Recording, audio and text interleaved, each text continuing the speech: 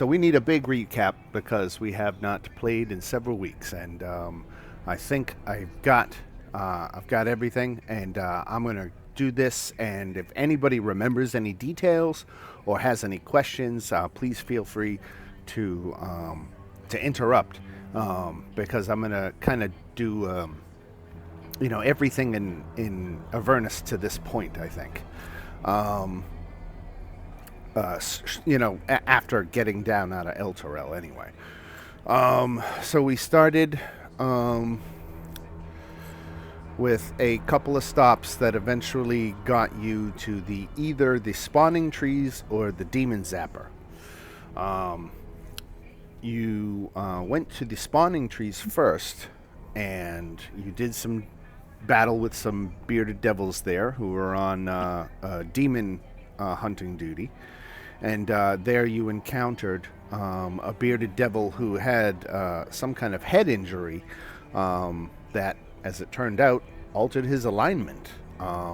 And he's, I forget which variation of good, but he is a good creature now. And he, what was his name? Let's see, I gotta scroll up here. Crixeltoff? Crickendolt. There it is. That was close.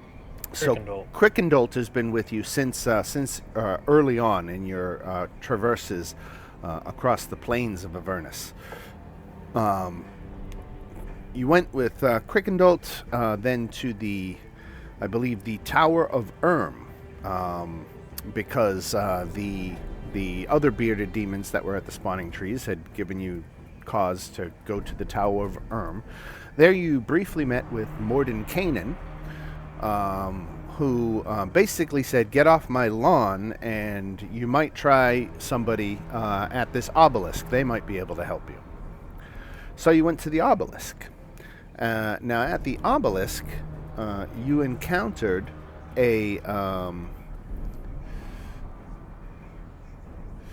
just before the obelisk, we had the big bridge fight. Right. You had the big bridge fight. And there you required a small fortune in soul coins as a consequence of that fight. But you saw this human wandering within these circle of obelisks and circle stones. And long story short, he's really a demon in the form of a human wizard. And he was trapped, and he asked you to help get him out. And the way to do that was to go to some place called the Mirror of Mephistar, which is located in the northeast corner of your map. And he said there you can gaze into the layer of hell called Cania and contact the archdevil Mephistopheles, who he promises is someone that can guide you to the Bleeding Citadel, which is the Bleeding Citadel is your ultimate goal here. And going through all these other stops, you're actually searching for this Bleeding Citadel, because when you were back in El Torel before you descended and started roaming the plains, you might remember that there was a helmet. I think it was to the god Tyr that he had stuck on his head that was corrupted and nearly killed him. You couldn't get it off, but you eventually did. And he was able to use the magic item properly. And he had a vision that the key to El Torel's salvation was in finding this lost sword of Zariel. So Lulu is that Holophant that was once a companion of the Archdevil Zariel when she was still an angel. And she had lost most of her memories. But as she has been traveling through Avernus, slowly things have been coming back to her. Remembering that she can change into a giant golden mammoth, like her battle form, if you will, is something that she remembered, though she didn't feel or she wasn't able to actually shape change herself. It seems that her memories of magic are still too fragmented to call upon that shape change ability.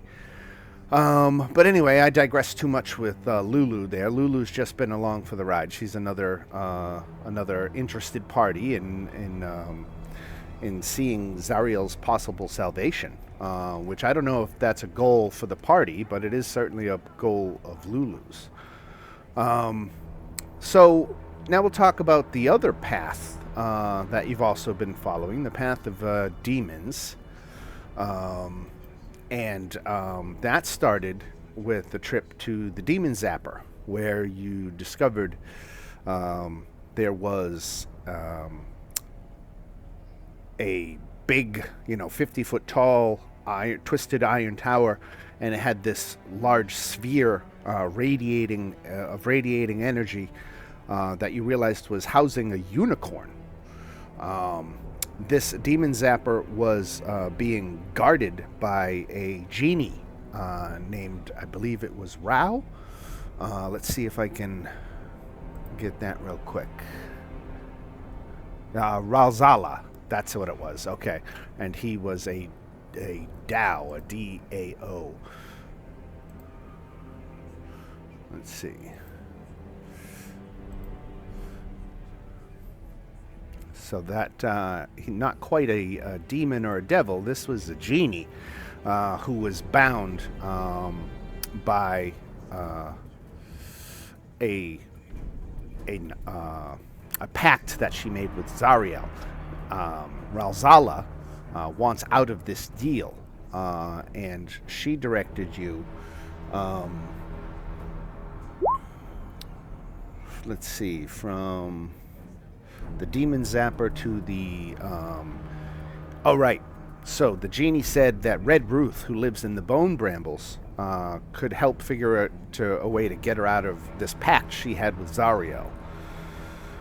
So you went to the Bone Brambles, and there, when you met Red Ruth, again, long story short, she wanted a day of pampering away at the spa, the Infernal Rapture, that travels as part of the Wandering Emporium. She asked you to watch over her house while she was gone. And the residents, the corrupted residents of the Bone Brambles, did make a move to destroy the place, but you defeated that. And Red Ruth had come back and said that the key to releasing the genie at the Demon Zapper was in getting Titan's blood. And she told you the story of Uldrak, the Titan, and that if you were to go to Uldrak's grave, hopefully there you could get the blood that you need. When you got to Uldrak's grave,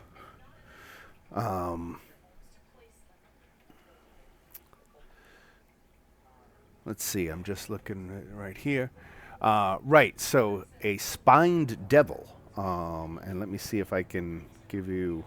I think you've seen it before. If I get the handout, I'll give it to you. But a Titan was not found there, but a spined devil was.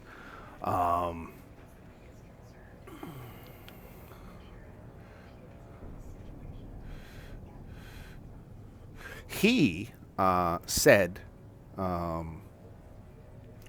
let's see, for Uldrak to regain his true form, to change back from a spine devil into a Titan, a type of Titan called an Empyrean, that Tiamat's blood must be spilled on the ground of Avernus.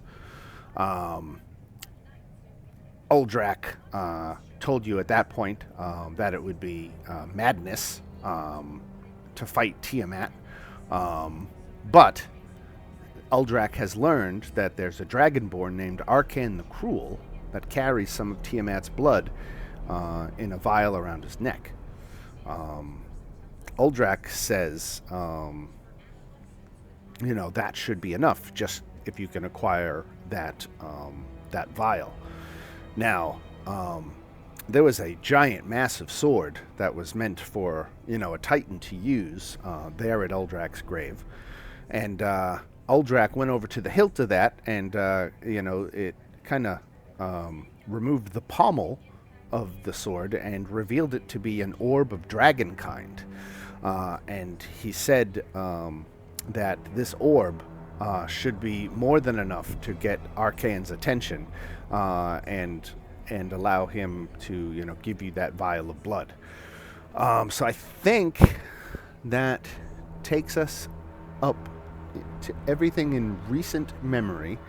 I think your guys' next destination was going to be Arcane's Tower, but you could have also been destined for the Mirror of Mephistar. And I've prepared for both those eventualities and others not named. So I guess I'll turn over, the mic to the group here, and for any clarification, or if you need any reminding of any kind of things, just go ahead and ask away now. It was the mirror, or what was the other one we were headed towards? Arcane's Tower in the top left. Right. Yes. Well, there's only one place to cross over, right? The river?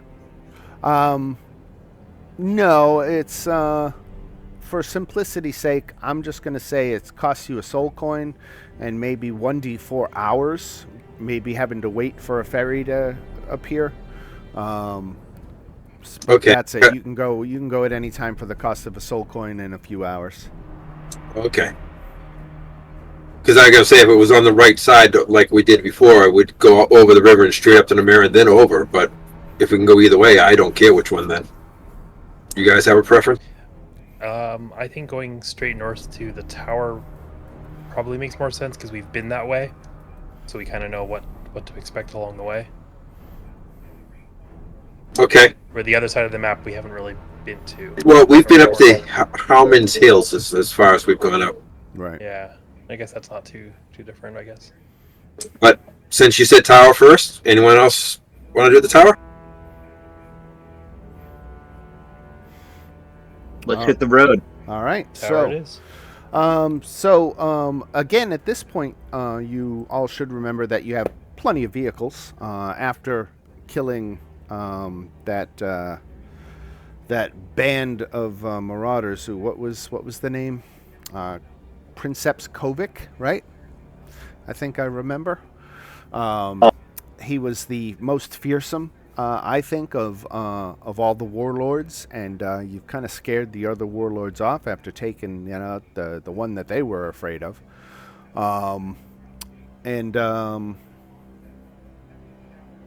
Yeah, so you all have vehicles. You have plenty of soul coins. Guys, do you want to hunt for another group as we go? Actively look. Look for, Warlords. billowing sands in the distance. And, Yeah. What are we looking for other groups for? Warlords to pick a fight. Hey, we got a good amount of soul coins. We take out the biggest one. We might as well go to the others to gather more soul coins. Yeah, that's true. I guess if we see any, we'll stop them. We're the bullies now. If there's any game to treat like Road Warrior, it's probably this. So, Crickendolt is going to guide you to Arcane's Tower. We're going to see how good of a job he does. Yep. So no problem for Crickendolt there. He's able to guide you across the plains without incident. So let's just get you back up here. Now, it costs a soul coin to get across the river. Yeah, with the amount of vehicles we have, that's fine. Yeah, you know what? You make a good point. You said no matter what many earlier. Yeah, I didn't really remember that you were a friggin' convoy at this point, though. That one barge might not be enough, but we'll let it slide for now. We'll let that be a problem for another day. Who has our soul coins? I don't see them in our party treasure. Oh, never mind. They're in huge text, making me think that it was a heading. Okay. 20 soul coins. Yeah, we just refilled all the vehicles too, so we have like 72 hours on all of them. Nice. Very good.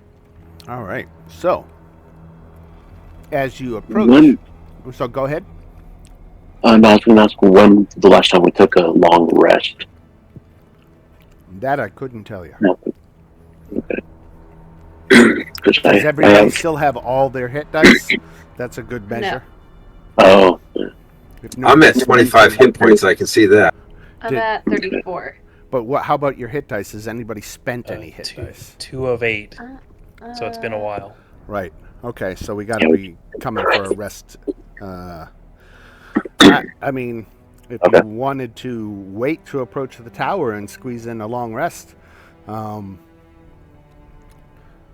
is there? Yeah. I don't think there's random encounter tables for this this adventure.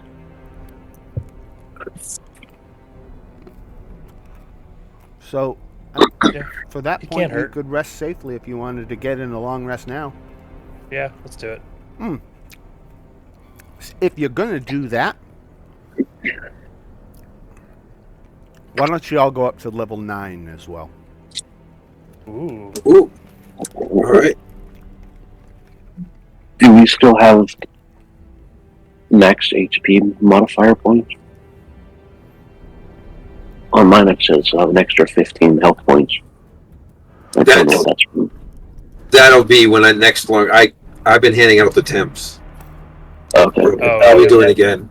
What increased that? Because that was real hit points, not temporary. Oh, that was Yeah. that was 2 stops ago. We went back to the traveling caravan, and we spent another soul coin for the dinner. For the hero's Okay, so- feast, right? Yes. Okay, so that will go away. Yep.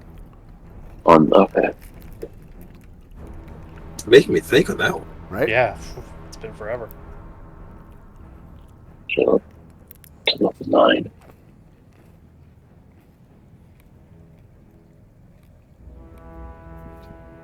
Nine's not that great. Because I multi-class it, I'm getting a feat or an ASI. Oh, that's a good one. I gotta go look at my pre-made version.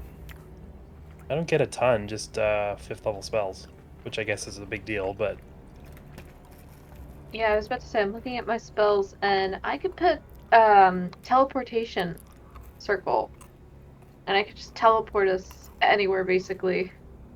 nice. That's nice. Here, that could be pretty. Yeah. So we wouldn't have to travel anywhere. So I'm thinking I'm gonna take that. Yeah, but you couldn't teleport the vehicles.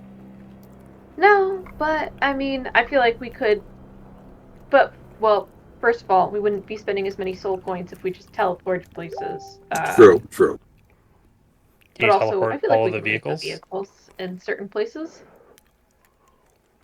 Just stash them around the plains.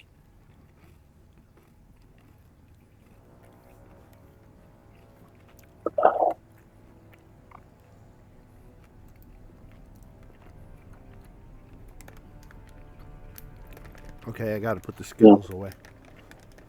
Yeah.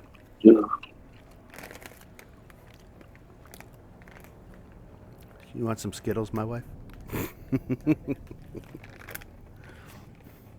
Say again. Stop asking me if I want junk food. My wife's mad at me. Uh-oh. She says Because it's of my Skittles? fault. She says it's my fault that she gained weight. Well, obviously. Oh, okay, wait. I read the teleportation circle spell more, and there has to be a teleporter circle already existing for us to teleport. Oh, that's a huge limitation. Yeah, so it's like I cast it, so I could basically it'd be a waypoint. Like there has to be a waypoint already established, and then Right. we have to travel from there. That would be good for us to return home. Type thing.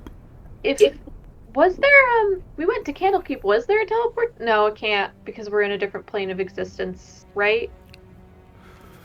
I Are don't we know. okay? I don't I know. I'm not sure that teleport would have a planar restriction or not. I would have No, to read it. it says On the on same the plane? Yeah. yeah, it has I can only teleport on the same plane of existence. I think that would be too powerful for a 5th level if I could take us anywhere. All right, everybody good on the level up? Almost. No, Okay.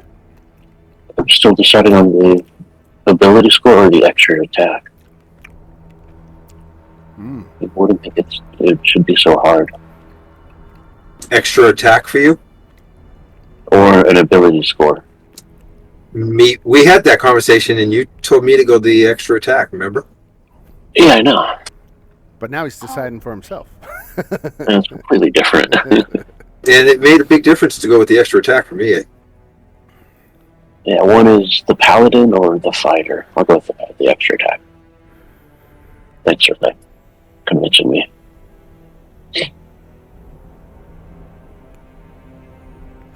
Alright, I'm good.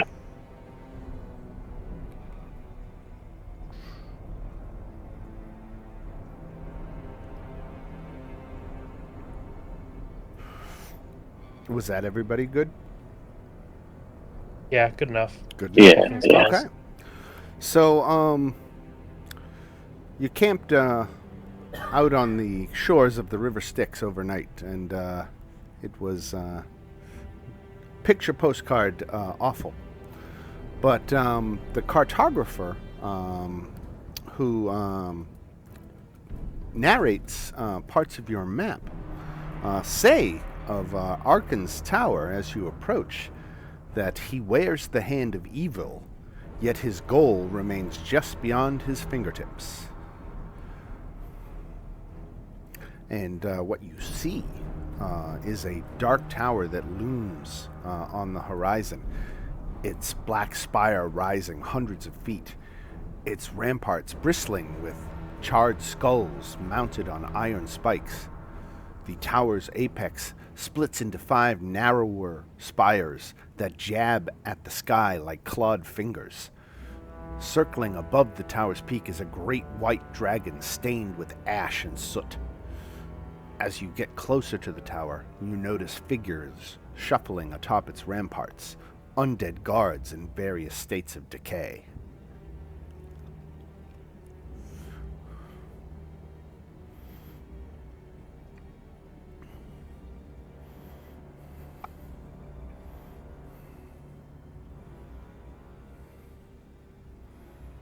Okay. Said undead gods. Yes.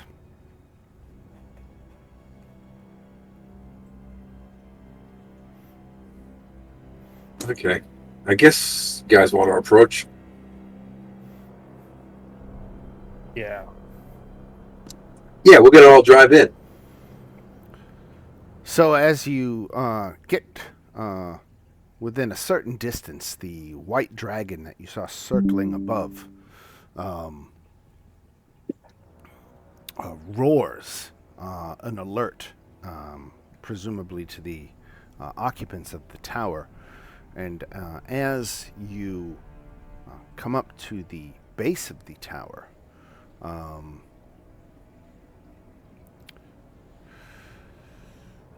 it says he emerges from the tower, but it doesn't give a detail like whether it has a door or not. So I guess we'll say it has a ground floor door. Why not? And this fella emerges with a host of ghouls, 4 of them, to be more precise. And the 4 ghouls are gnawing on bones and eyeing you all as Krull clears his throat and begins to speak. What business brings you here?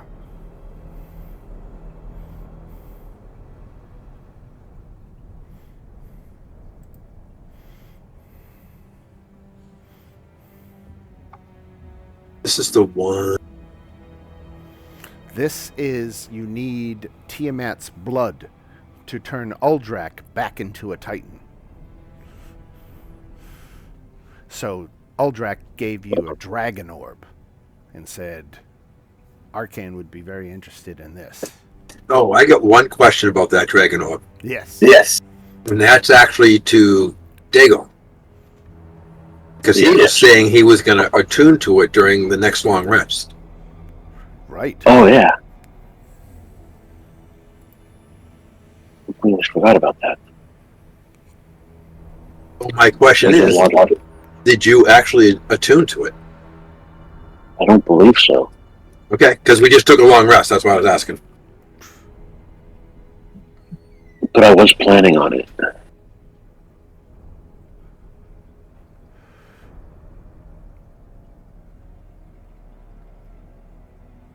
How do you want to rule that, Dan? We can let it go for now. If he didn't, I mean, you could have taken it either or prior in reference or current confirmation. I'm fine with either.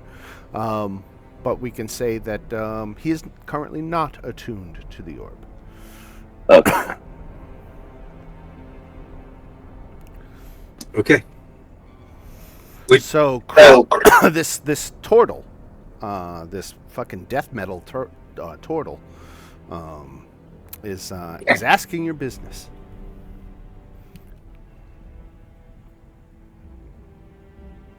I tell her that I'm looking for Tiamat's blood. Or it, or whatever it is.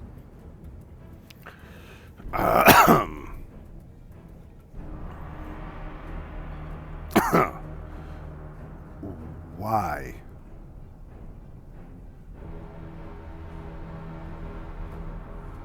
Tell You me. just said you want to on the team. I didn't hear you.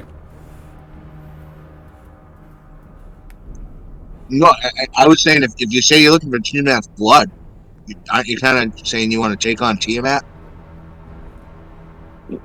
Kind You of. could be making it, or you could be saying that you're you want to make a magic item with it. Should we be 100% truthful and tell them what we want it for? Because if we just come up saying we want blood, that might be very confrontational. Oh, we could say we just want it for make something or for some religious reason. Yeah, We can lie and tell the truth. feel free for everybody to talk this one out. Throw out your opinion. We can say this is, the conversation you had at camp before you approached the tower. What about just saying we're delivering the orb to what's his face Arcan? that I'm gapping? Yeah, we have delivery for Arcan. We have something he might be interested It's in. simple. Right? Oh, he said we could trade that for the blood, right? Right. I was going to try to keep the orb for Dagon, but okay. If we could do both, that'd be great. We could be lying to them. Or we could do like the other devils. We could give her the orb and get the blood and then take the orb back.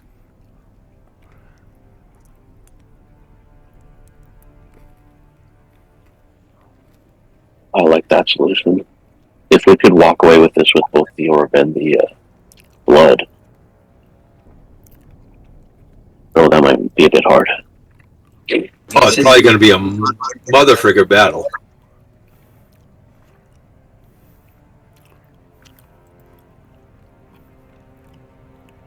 Anyone else got thoughts on it? Nope, I just call for a vote. So I guess it's either be honest, try to negotiate it out somehow, or give it to her and then kill her. 1, 2, or 3. Anyone got a preference? Fancy can lie really good if you want to go that route. And I have no preference. Me personally, I'd go the third one. give it to her, then try to take it back. Yeah, that makes the most sense to me. So you're going to present the Orb of Dragonkind as some kind of delivery for Arcan? Isn't it we were trading it for the blood? You want to Would Yeah. they know? Would they know we have the Orb of Dragonkind? Can we ask if there's what it would take to get a vial of blood without saying automatically that we have an Orb of Dragonkind that they might be interested in? Well, you could certainly try a line of dialogue along the lines of, what that would be fishing for, a fetch job or something. You want to go for that, Dagon? Because I think you're better at talking than I am with roll-wise if it comes down to it. Yeah, we could try that. See what we would have to do, or what they would need to give a vial of blood or something. Maybe we could do a quest or something.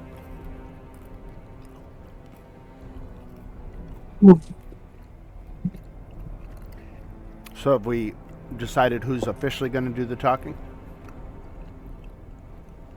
I'm -1 on stuff, so it should not be me. This would probably be charisma, right? Right. I'm a +7. So What's fancy? Odds are usually up. +10 hey, on saving throw. That sounds like a job for our local bot, doesn't it? What about persuasion? What are you on persuasion? +9. Damn. Yeah, that'll work. +7. Yeah. All right.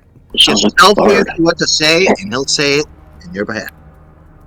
So I think the plan, if I've heard it correctly, is that you're going to offer up the Orb of Dragonkind and Oh, well, actually, he was gonna try to talk him into a side quest or something Right. to get the blood, and if that doesn't work, then we'll go for the orb trade. Negotiate and see what it would take to get a vial of blood. all right. So again,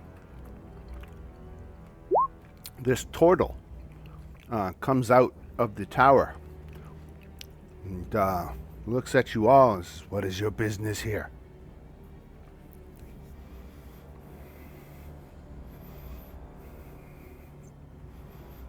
Well, I rolled a 13 on the persuasion.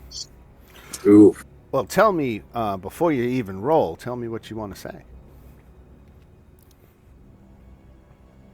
Didn't we just figure that out? Yeah, We were but gonna- Yeah, and you need to. This is your chance to step into the spotlight and deliver the "Why are you here?" answer that we're all waiting for. you gotta first try to see if we can get a side quest or something like that out of them to trade for the blood. You want to? Okay. so Okay. I got something. All right.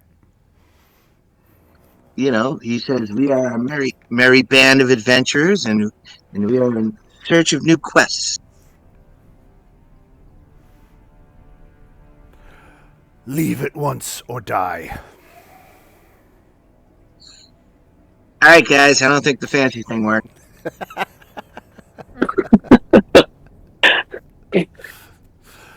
I do not Tell him appreciate that- my time being wasted.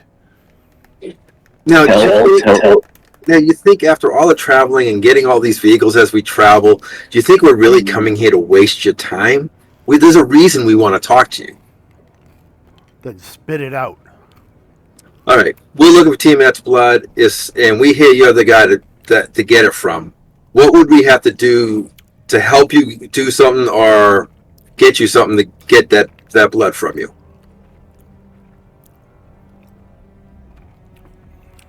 Turn around and leave now, or I'm going to order my dragon to attack. Don't have a dragon skull yet, but I'm not really sure I'm in the mood for that.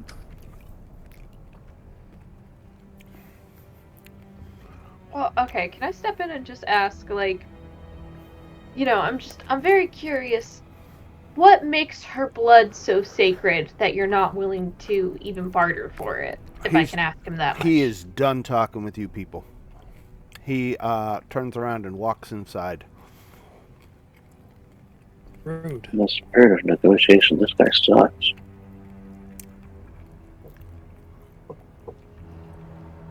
I'm about to go to negotiation style number 2. Hostile negotiation? Yeah, that's an arrow on the back of the skull. There are 50 skeletons, 30 zombies, standing ready to defend the tower, which is guarded by an adult white dragon named Obatala. Well, there is a dragon there.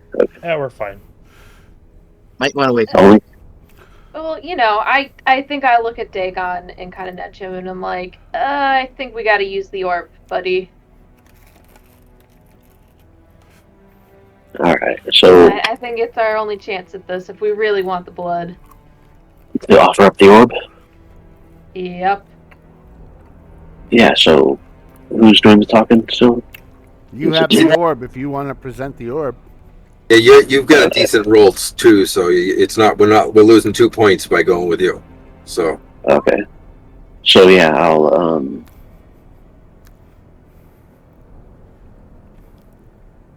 yell out that we have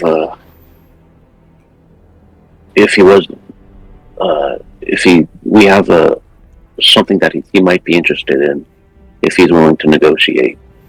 And then I reveal the orb to him. Once he catches sight of the orb, he throws up his hand and signal, and everything stops. The dragon was swooping down, pulls off its attack.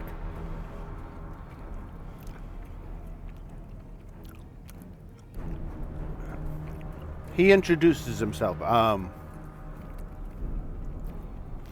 I did not realize you possessed such a rare and unique item.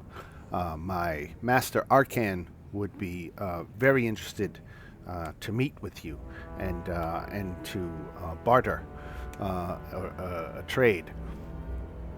He is away from the tower at this moment. I can guide you to him, or you can choose to stay encamped outside the tower and wait for his return. It is up to you.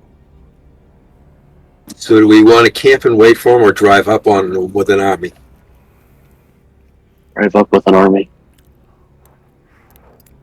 I don't think we should wait. Yeah. I don't think we should wait at his tower where he has backup already surrounding us. I like your plan. Can we ask how far away he is? Or how long the trek will take to get to him? It is not far.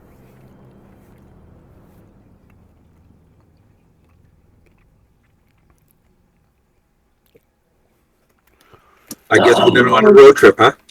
Yeah, that's fine. Whatever. Okay. So that is the tower. Now we're going to proceed on to the monument to Tiamat. Now your map speaks as you come within a certain distance and says that draconic devils roost in a giant skull, through which the Dragon Queen speaks with 5 tongues.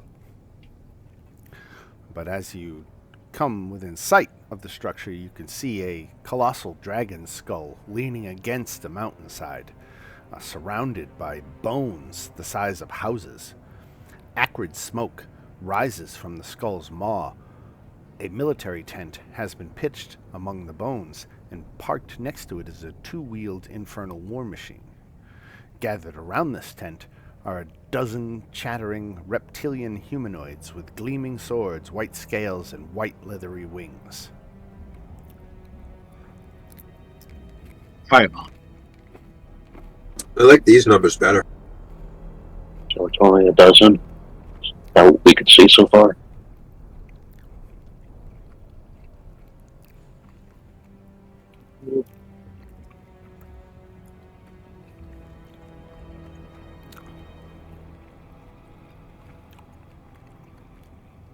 So we're gonna ride up.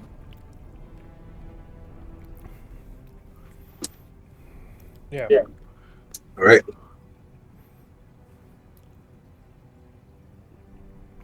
As we ride up, I'm gonna hang more towards the back. So, as you approach the encampment, 12 white Abishai. I'm going to try to get you a handout here. Oh, do I not have a handout for this?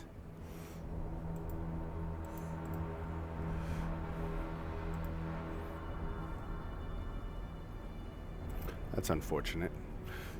Here, you know what? I'll do a screenshot and post it in Discord. That's what I'll do. That's what I'll do. So 12 of these fellows. Let's see. Oh, they look friendly. Rush to intercept you. But being accompanied by the Krull, the turtle, they don't attack.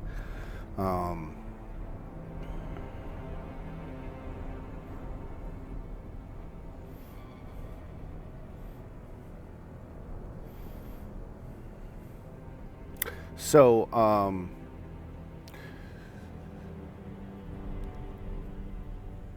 you are can pull right up, and we'll say the man himself, or the Dragonborn himself, that I do have a handout for.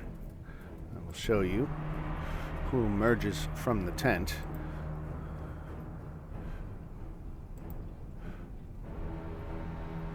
I like that axe. And this fella, apparently his bodyguard. Oh, that guy's pretty cool. Those are a little bit better than the axe. And this.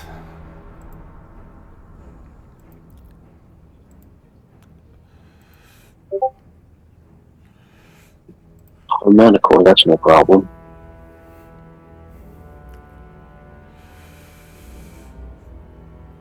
That's a lot of stuff.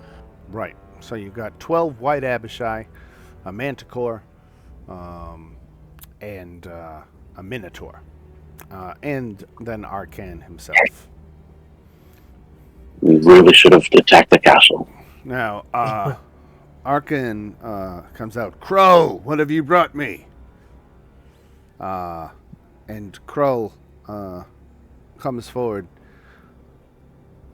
They have an orb of dragonkind, master. And Arcan looks to you and thinks, which of you have it now?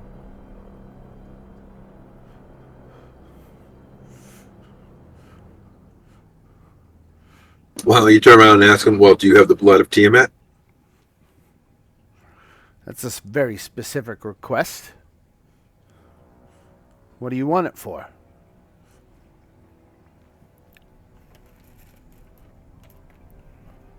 Did we decide we were lying or telling the truth? I don't remember, to be honest. I don't know. I think we were gonna lie before we found out about his small army. Yeah. Now I'm not so sure. I'm just afraid how he's going to take it that we're going to dump his god's blood on the ground. Oh, we could just say we need it for a ritual or something. It's probably common down here. We should lie. Yeah, I don't know if we should tell them we want it for a Titan. We might not. No. But, yeah. So just be vague and tell them for a ritual. Be vague. To tell them the truth, but be vague, I think is the way I would put it. We're on a quest to proceed with a ritual. Yeah, there you go. Yeah.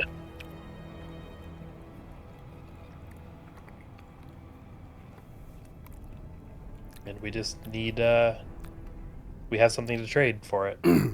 All right. He says the orb is nice, but I have more specific needs. In addition to the orb, I will require a sacrifice. Crawl looks good. Your Holophant is an ideal candidate. Just has to be creature of good alignment. Dancy breathes a sigh of relief. You know what? Gain inspiration, Fancy. That was great.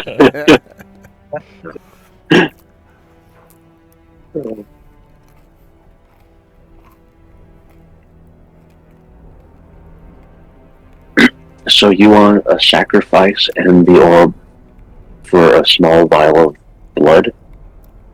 Yes. Either that, or you decline my offer, and we kill you and take the orb anyway. I just chuckle.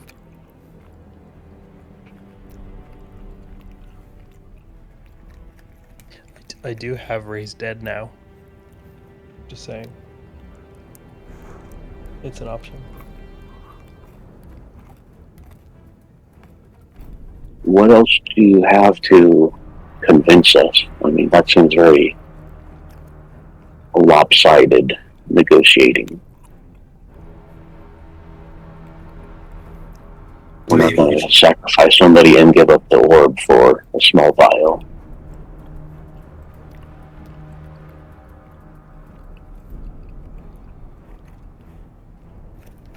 Yeah, seems a little excessive. I'm keeping an eye on them in case any of them start moving towards us. They're all holding a respectful distance.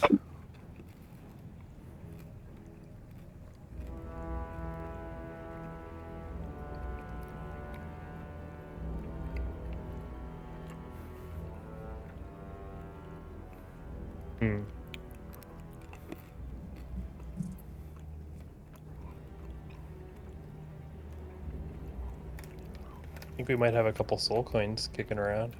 Like 2 or 3.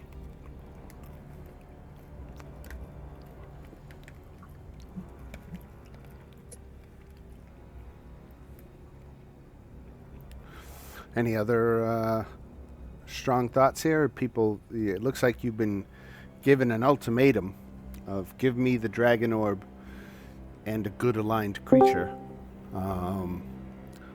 or no deal. It could be any good aligned creature. Another candidate that comes to mind is that unicorn that's trapped in the demon zapper. Or a good demon that travels with us. There you go. There's one. Everybody looks at Crickendole at the same time. Crickendale doesn't get it. Sorry. Hey, I'm chaotic neutral. To get my things done, I will make these type of deals. I just look at the rest of the party and I look at Crick and I go, well, Yeah, I don't think my neutral good character could make that call. It just has to be done. I just look at the guy, and then I look over at Crick, and then I look at the guy. At Arcan? Yep.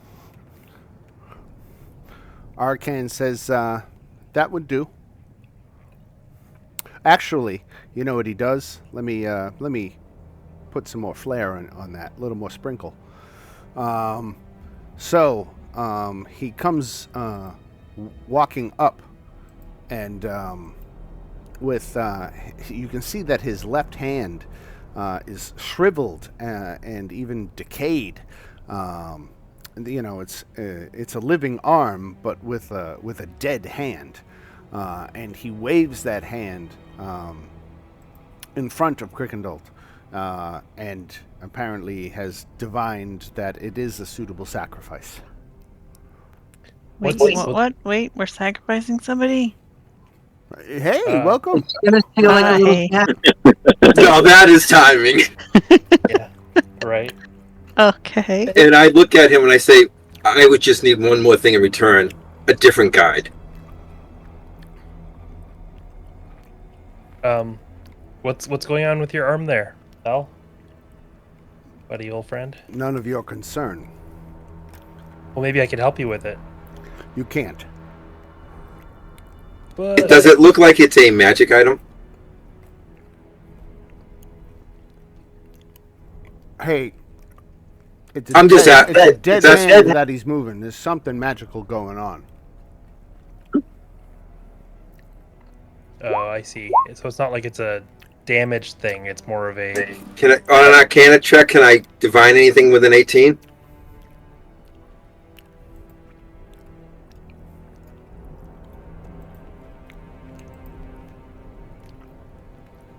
Oh. Oh, Whoa. right. Kyle starts doing a head count again.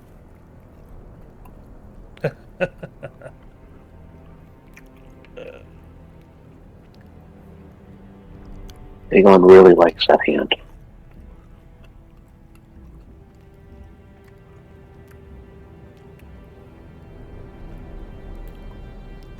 Does he have the eye as well, or just the hand? Just the hand. Yeah. Okay. So the And we have to fight that hand to get that hand.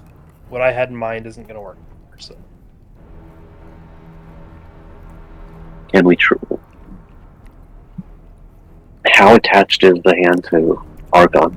I think Pretty It's attached. I think it's a death to get it.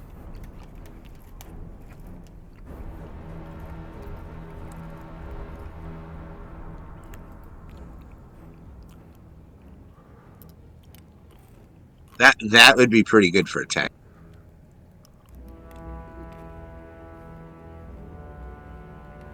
Well, while we're all thinking about that, so we're gonna do this deal. And there's one person I'm looking at in particular that just kind of popped on. he's a bearded devil, right?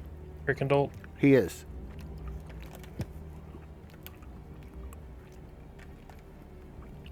To my character, the way I built him in alignment, he would make this deal. I know there's other party members that are a little. It's an emotional decision. Yeah, I'm neutral, but what is this? What is the deal? We're trying to get Tiamat's blood, and the deal right now is we have an orb of dragonkind and Kraken that we're going to trade to get the blood, so it'll help us on the way to the path. The only other thing we can do is if we back out of this and get out of here without a fight, we can try to go down the other path. He, I forget exactly how he worded it, but It's a fighter of the deal. It's yeah. Accept this deal, or I'll take it off your corpse. What if we tell him we will return with a suitable sacrifice? What are you bringing One me? that's not. He needs a sacrifice, a good aligned sacrifice. Yeah, I would rather do this than the unicorn. No, yeah, Yeah, but we're just telling we'll- him we're going to go get it. yeah. We'll find the unicorn or find something else. So, Dagon, why don't you make a persuasion check?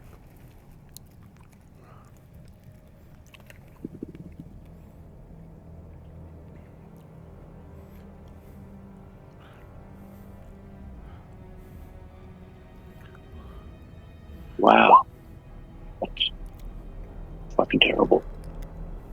Can I guide myself on that? Yeah. Because I think wow, bardic that's inspiration terrible would too.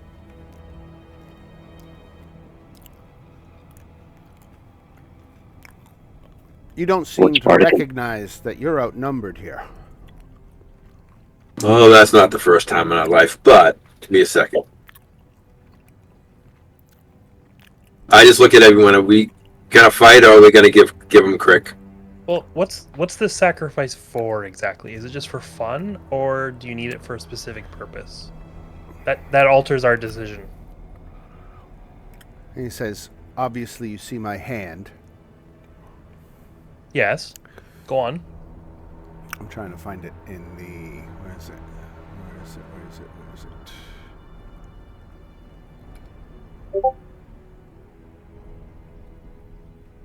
is it? They're probably going to resurrect that Vecna guy. It's basically the... I can't find it again, but...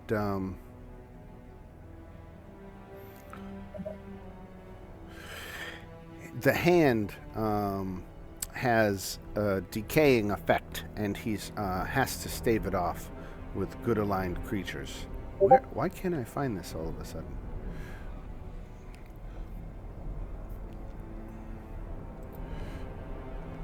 Oh, so it's actively doing him harm. Okay, Arcan's... here it is, finally. The hand is slowly corrupting Arcan's flesh and decomposing his body on one side. To stave off this decline, Arcan needs to use the Hand of Vecna to snuff the life out of good aligned creatures.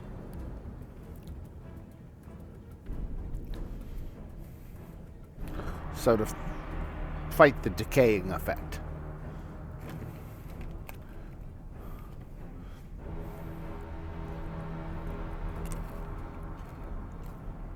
All right. Sounds like a worthy cause. Let's help him.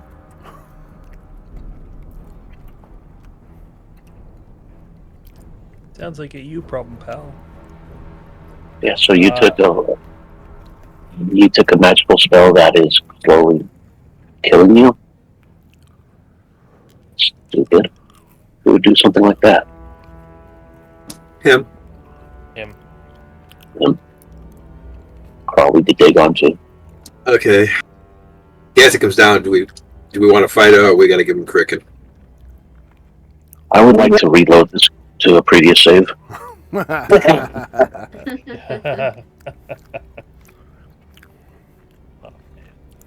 Restart that dialogue. Yeah.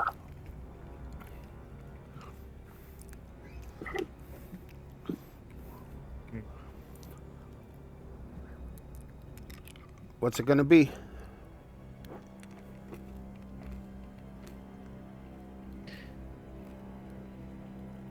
So, I have Revivify and Raise Dead. So, we could get him back. Just might hurt a little bit. Do we need Kraken to... How useful is he? Let me see if does he ever give me an answer about a replacement? Yeah, he says he can dispatch an imp who should be able to guide you. So he doesn't really matter anymore.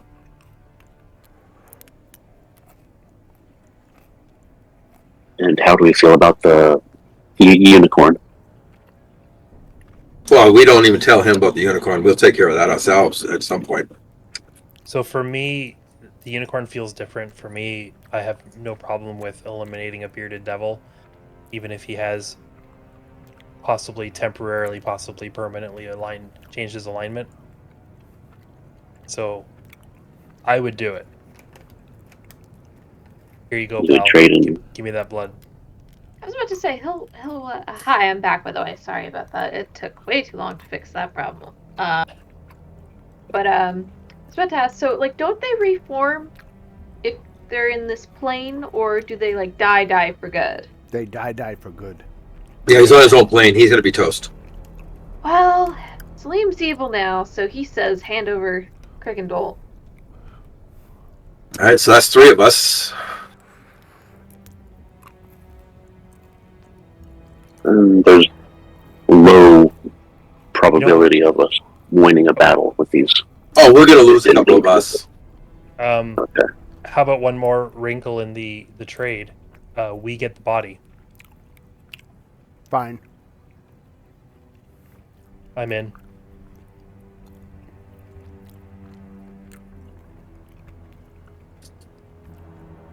Crickendalt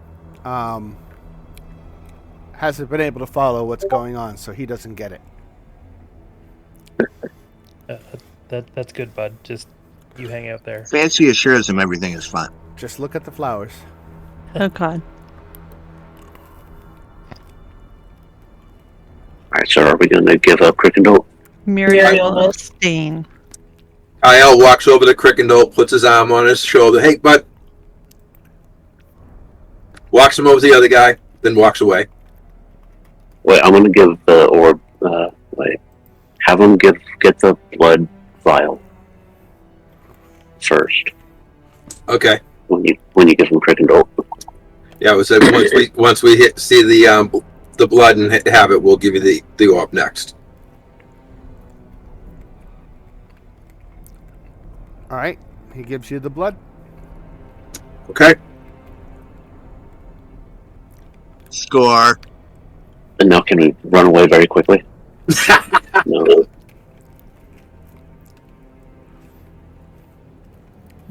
Yeah, I Right, then mean, with no- he's the deal is complete. He gave you the blood, which was really a nothing burger for him, and he got everything he wanted out of you. Well, we kind of got everything we wanted out of him. So, Shouldn't we wait for the body? yeah, do we want Crickendalt back or no? It's up to you. If you're gonna try to res him, I'll wait. Then yes, I'll wait. And we need our imp.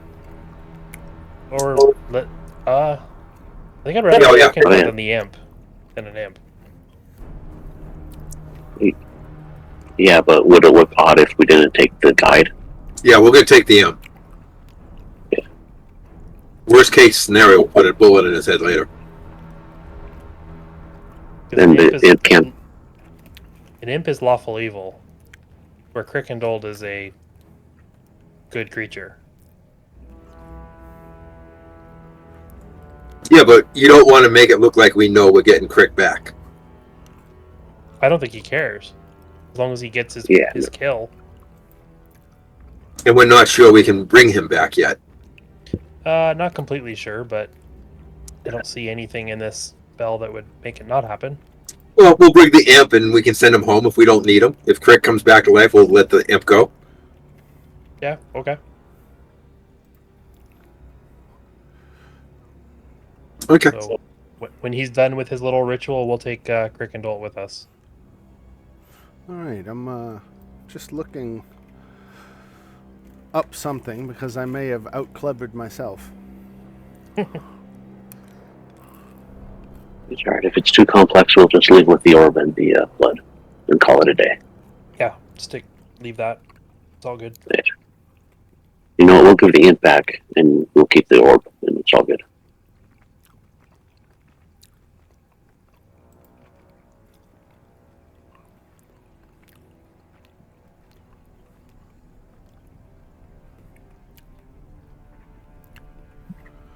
Trying to find the description of what happens to a devil when they die. Don't they return to the river or something? Or do they turn into the goo? That's what I'm trying to confirm. I think they turn into goo.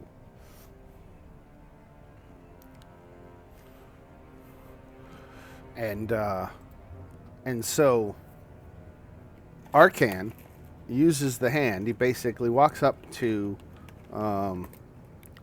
Crickendalt, puts his hand round his neck, and lifts this demon up and drains the life force right out of him, and he dissolves into a puddle of goo. That Arcan goes back into his tent, grabs a bucket, comes over and scoops up a large patch of sand and goo, and then holds the bucket out toward you and says, "There you go." What an asshole. They just reach out and grab it. Deal's the deal.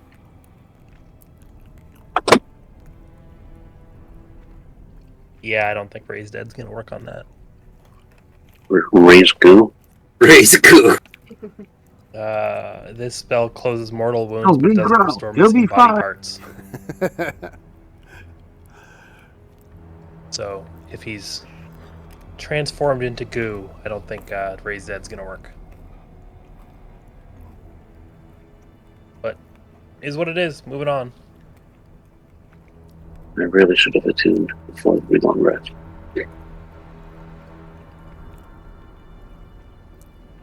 Yeah, that fight. I would have thought about the fight more if you were attuned to the orb, because then we would have had an artifact fighting an artifact.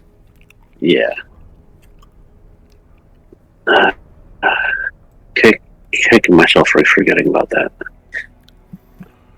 I tried, dude. So we're up here at the monument of Tiamat, and it seems your business is concluded, and you've lost a comrade that had been with you for the past several days, but bravely forging ahead. What is your next destination? It's something you were never able to do with Sloth. Just saying. Oh my god. Couldn't do it in the one campaign, so I can't. I'm not the find one the- who even thought like Crickendalt. I forget which one of you said it, but I forgot he was there. Right? That was me. I'll admit it. That was me. Hey, he's a demon. Yeah. So, you know. Come on, I'm basing this guy off the Mandalorian. Like, he wouldn't have done that? Traded out someone for something? Well, Yeah, it he was would've. like IG. I forget what IG unit it was, but it was an IG unit, and when it reverted back to its original programming, it became friendly. But you can't have something that's dangerous around if it could revert to its original programming suddenly. Yeah. My character was still he's still a devil. All right. I wasn't the mirrors the next place we had to go for the other line? It is. Yes. Because we have to take the Titan's blood back to the Titan, or do we just have to dump it on the ground anywhere? We'll probably have to take it to the Titan, right? Yeah. I think So it's in the general area at least? So it sounds like Uldrak Because it, has to spill the blood. Okay, so yeah, that's on the other side of the river, so we want to try to knock out everything on this side of the river that we have while we're here. Yeah. Just get it out of the way. what if we get Uldrak to help us fight Archon? Well, what I'm thinking, we're going to go up a couple more levels throughout this place. We're going to actually, I'm going to phrase it the right way in game. We're going to go up in power as we go through the next few places. Then we'll come back and get those. Yeah, we'll get him later. Okay. I want my orb back. Or we can let go like we're leaving and then scout it for a while and see if we can catch them weak. Or that, yeah. Yeah. Okay. I'm either one. Alrighty, Roo. So heading to the Mirror of Mephistar. Let's see how your new guide performs. Can the guide be called back by Archon? Never, like return to me, like thing. We'll find out. Yeah, I'm not sure. He could be spying on us too. Right? Oh yeah. This is Alright. just a temporary thing so we don't get lost. We traverse the plains of hell and go past the what seems like a copyright infringing Sarlacc pit. Right up here. I'm gonna write the folks at Lucasfilm, let them know about this grave injustice. I'm sure they have no idea what's going on. So the map speaks out to you in Dora the Explorer mode and says that mirror, mirror made of ice, look within, but at what price? And as you get closer, you can see a giant slab of ice is wedged at the end of this craggy ravine. Through its surface, you glimpse a glacial landscape draped in snow.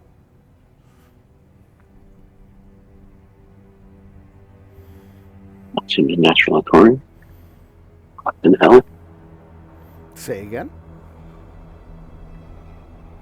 the snowy landscape in hell seems pretty natural. Through the mirror, you see this. So Through it's the not- looking glass. Right. Yeah, there's no snow on this side of the mirror. It's on the other side of the mirror. Gotcha. Oh, It is a 20-foot tall mirror, seemingly made of ice. And anyone who gazes into the surface of this sees their reflection as a soulless, haggard, and encrusted with rime. Oh, I could do with a nap.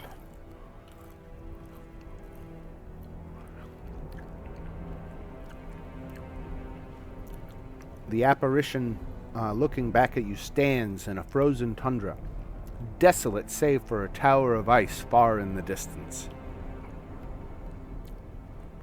So who wants to tap in the mirror and see if it takes us someplace so we can go find something? Okay, Are we there? anybody at +5 in Arcana or better? I'm +8. Make an Arcana check if you're better than +5.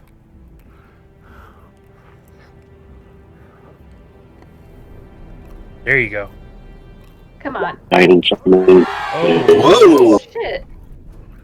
Muriel, the reason I phrased the question that way is because the only chance anyone had of doing it is if they critted. Congratulations, you hit a 1 in 20 chance. Yay! hell yeah. You recognize the tower in the distance as Mephistar, lair of the ancient archdevil Mephistopheles.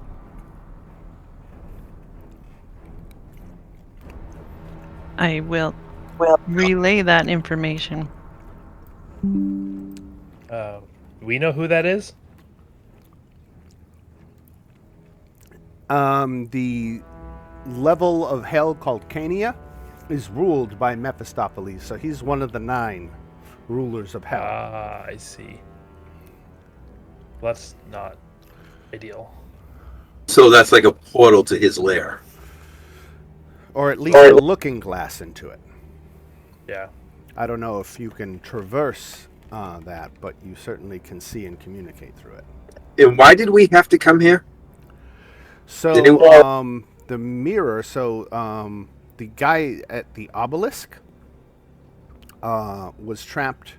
He was a Balgura demon, and he's been trapped in this obelisk, the circle of stones, for a while, and he basically said go to the mirror of Mephistar and then petition Mephistopheles for an answer to his problem.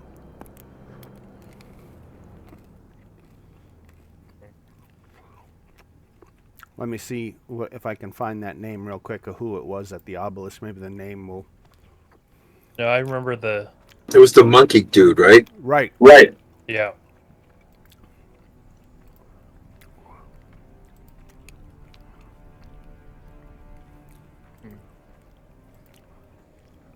Yeah. Yeah.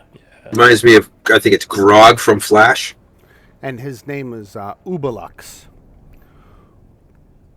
Ubalux,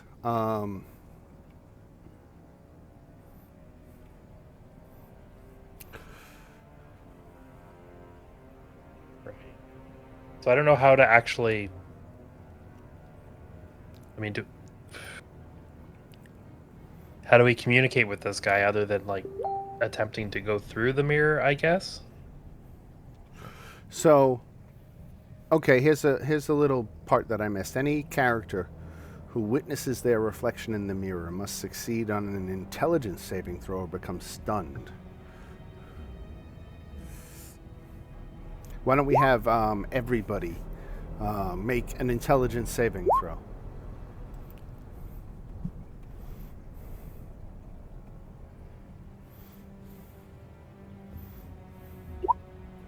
What's the DC on that? 20. Oh my god. 20. alright. Oh my god. What? Right.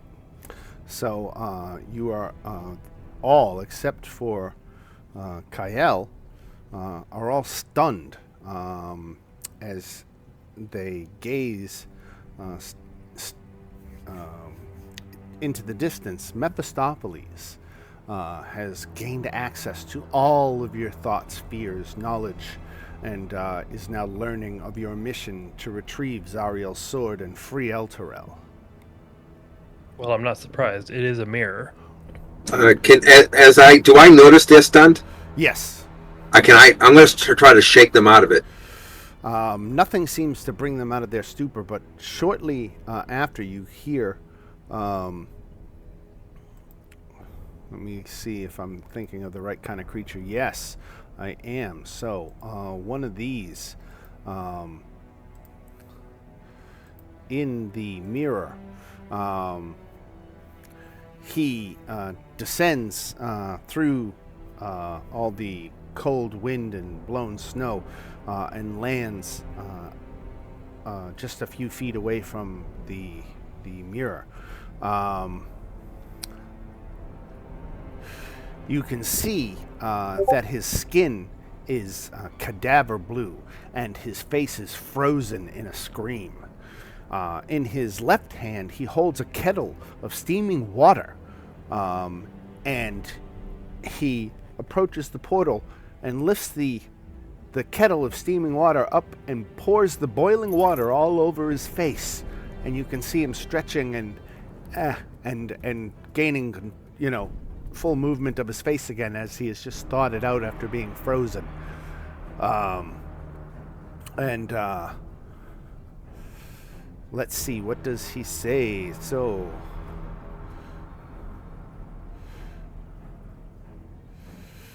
Rigorath tries. So, he says he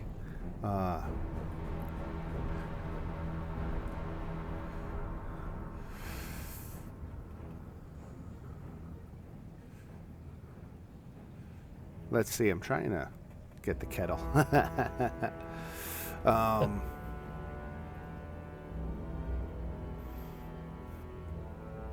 behalf of his master, offering the party knowledge and power in return for their assistance. I love the tongue on the pole. Dan, Yeah. if I put protection on good and evil that removes possession, would it work? I don't think so, because they're just stunned right now. Okay. Right. But, all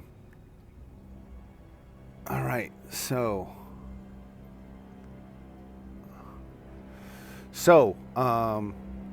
he introduces himself as Rigorath, and he's here on behalf of his master Mephistopheles to broker an infernal pact, offering you knowledge and power in return for your assistance. Is this to them or me? Rigorath wants your assistance. Okay. And I said, what type of assistance is this? To fulfill your end of the bargain, you must dam the flow of the river Styx where it spills into the slime-filled chasm known as the Pit of Shumrath. And you have any idea how I'm supposed to do this?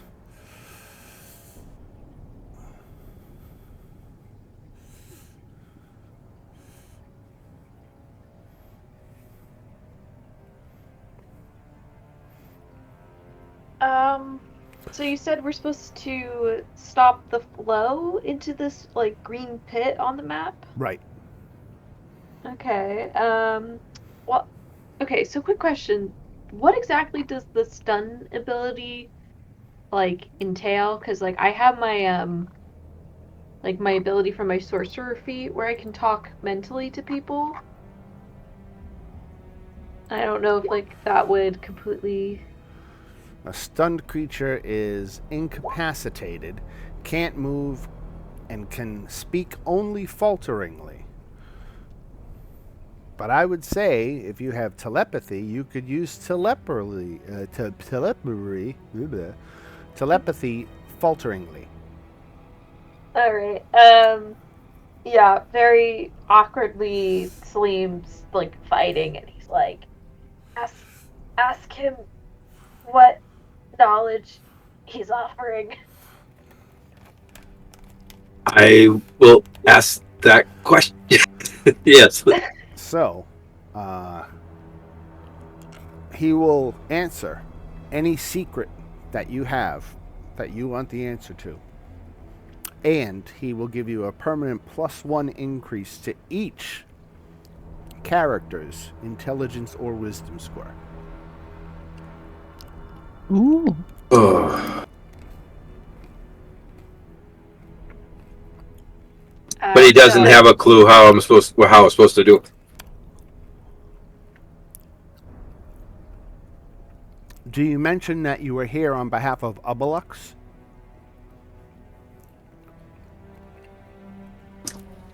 Yeah, I would.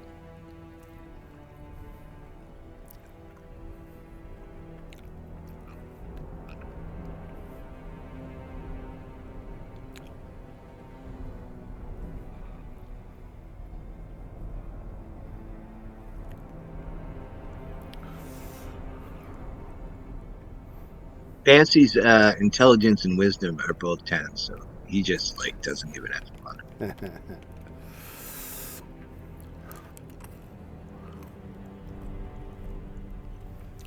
So,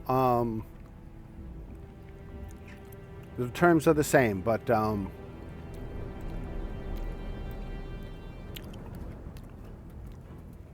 just looking for a word here.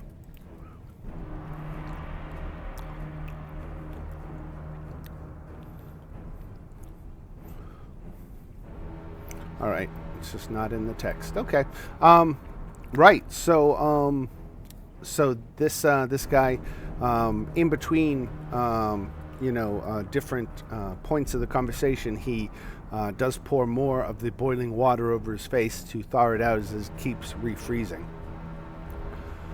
But he wants to know if you accept his offer. So he's just not going to answer that question. Yeah, to tell us he doesn't know. To answer which question? I'm sorry. I asked him how we're supposed to stop the flow.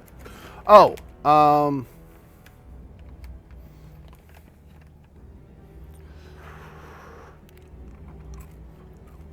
so he says that he's going to dispatch an imp to help you with more details.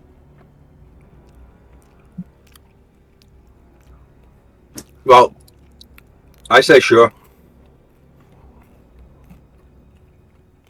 All right, so the frozen figure on the other side, Rigorath, says, or he begins to etch the terms of your agreement into the surface of the mirror, and the words form into chunks of ice on your side. Rigorath instructs you to chisel off, melt, and then drink the water to seal the bargain. I start looking to make sure there's no mention of my soul anywhere in there. No, seems pretty good. Okay, then I do it. Anybody else gonna drink? If I'm not stunned anymore, Hell and yeah. I will. The stun only lasted a minute, and you were aware of everything happening around you during it, so. Yeah, then Salim definitely is interested. He likes the offer of like know any secret.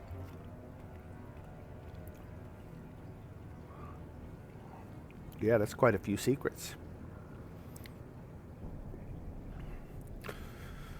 All right. Are we all unstunned? So Yes. we each get a chance? Yep. Okay, Muriel will do it. Okay. Anybody who does drink Yeah. will get the benefits outlined therein. Let me post that. Yeah, Dagon will drink.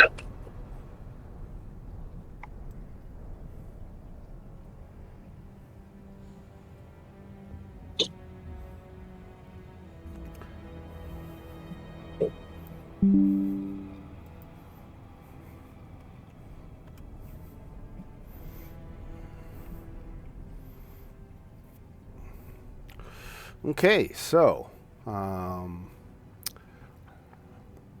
Rigorath, after the deal is sealed,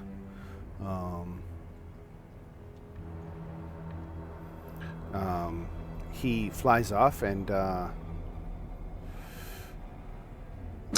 Oops, sorry about that. and you, or before he leaves, you can see this this emissary craft an imp out of the snow, which hops through the mirror and joins you.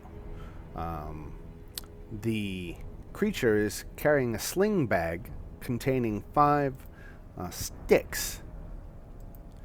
I'm going to show this to you.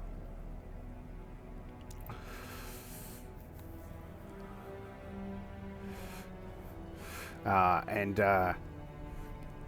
immediately, the 2 imps on your team, one fire and one ice, begin fighting each other, and eventually, the fire one is chased off, and you are left with just the ice imp now, or snow imp. The fire one was from Archon, right? Right. Yeah.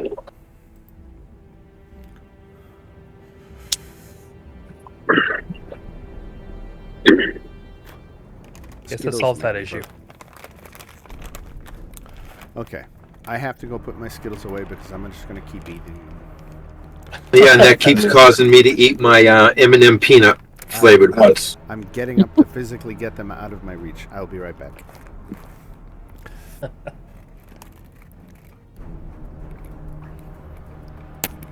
Addicting little things, aren't they?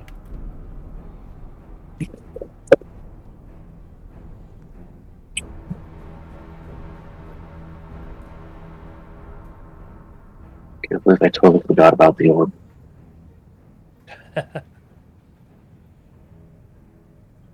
I was trying to see if he was going to retcon it before we went into something.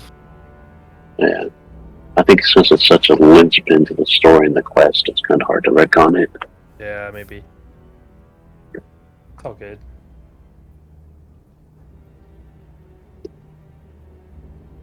Yeah, because if you were attuned to the orb, I totally would have went for it then.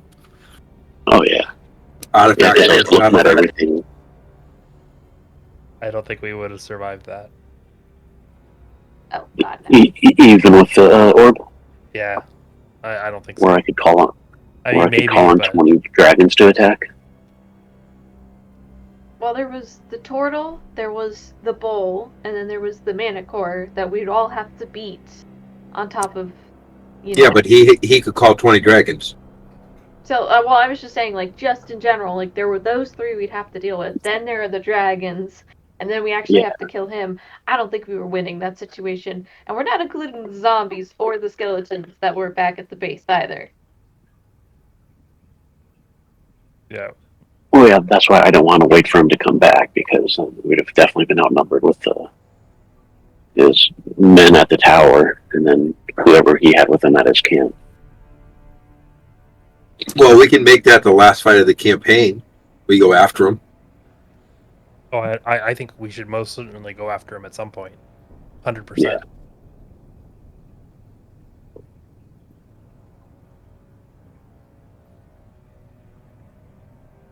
I don't know what level we're going to get to, but basically at the end. Let's go get him. I have one more slot for attunement. How about when we hit 11th level and I pick up my next attack? That would be 4 attacks around. I don't think I'm attuned to anything, actually. I know I am. What is? Oh, my attunement slots are full right at the moment with an all-purpose tool, headband intel, and then one of my infusions. I don't think I'm attuned to anything.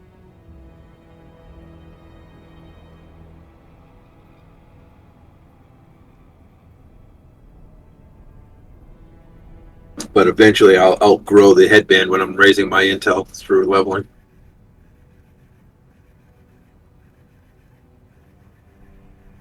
Yeah, I think the only magic anything I've got is a mace.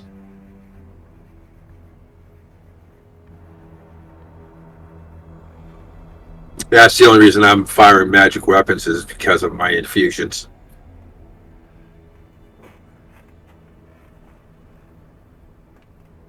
Oh, that's right. You're an artificer, right? Yeah, artificer fighter. Yeah.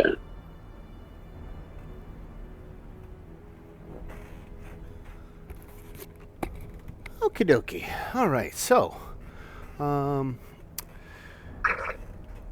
you got your imp with his shatter sticks now. You've got a request from Mephistopheles that he will. What was he's gonna? If you, if you take care of the slime problem, the river Styx problem flowing into the slime, he will give you all reveal secrets to you and some other material benefits. In addition to what it's going to take to release Ubelux from the Standing Stones. I think. Is Oblux the unicorn? No, the unicorn was at the Demon Zapper with the genie. Yeah, but it doesn't have a name, does it? You never found out the unicorn's name. Okay. I think it's Moon Dancer, but I could be wrong. I'd have to look it up myself. But time to leave the mirror with your new imp sidekick and head to the pit of Shumrath, or maybe you have another destination in mind.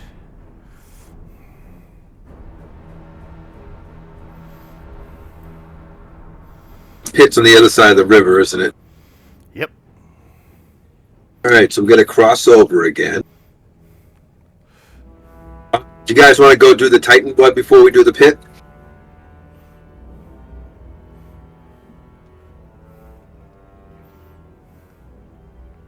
Have we checked out everything over here?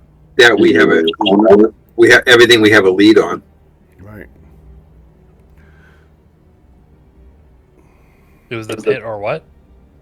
The Titan's blood poured on. Goes back to the Ulex grave and poured on the ground. Let's go tie at that loose end. Ulex grave. Uldrak's grave. All right.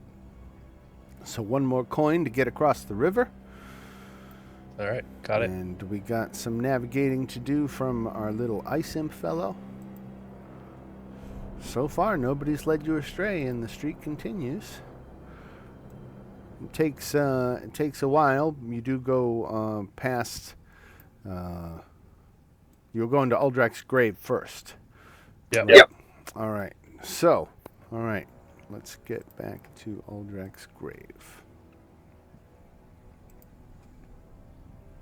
I think I vaguely remember we always try to do red black or switch back and forth.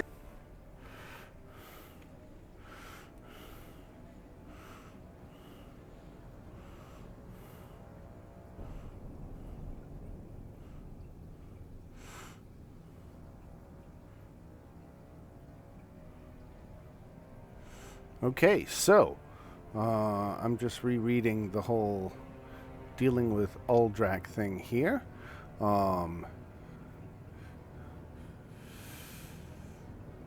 And he was transformed into a spine devil. To regain his true form, Uldrak must spill the blood of Tiamat on the ground of Avernus. So as you get back, Uldrak, says he didn't expect you back so soon or at all necessarily, but he's desperate to hear if you've gotten the blood that he needs.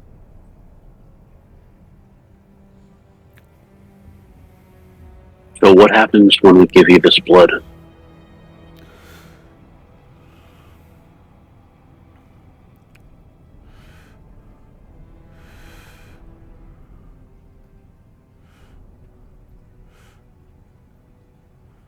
I'm trying to find where it says in the text.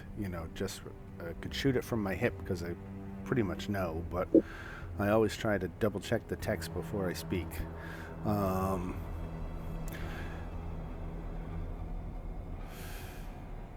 it's always that one time you don't check that gets you. Right. All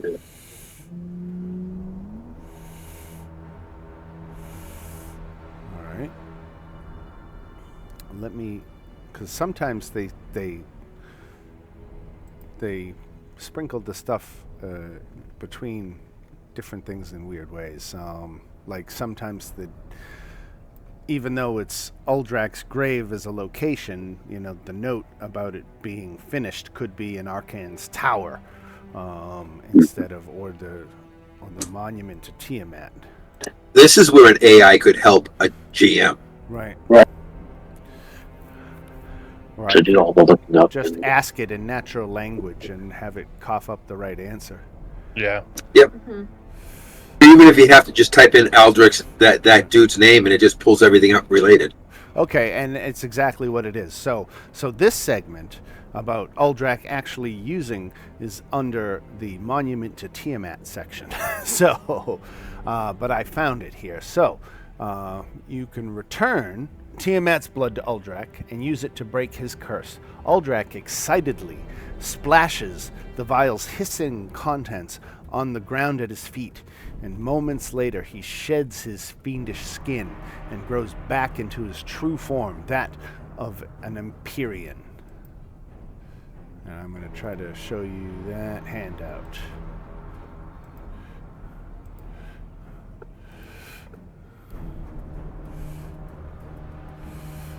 He looks kind of weak. We can take him. Giants. Are we supposed to fight him? They are huge celestials. I wonder what strength his belt would be.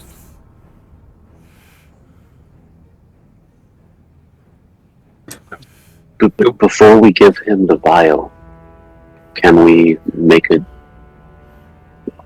alter the deal with him? So,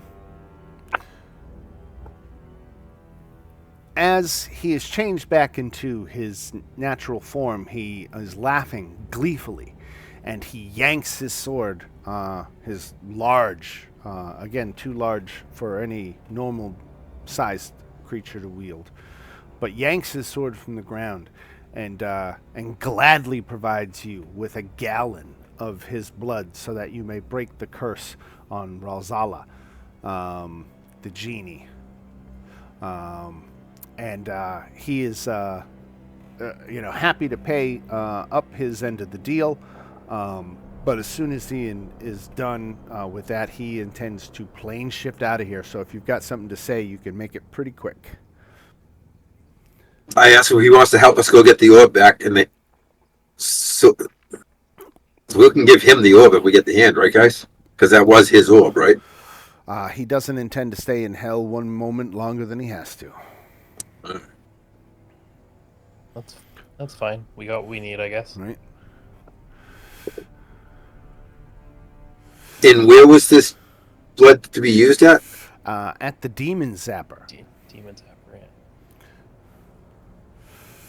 Do you want to hit the Demon Zapper on the way to the pit? Yep. Right. Close up another thread. And sure enough, again, the Demon Zapper resolution is here under the Monument to Tiamat section.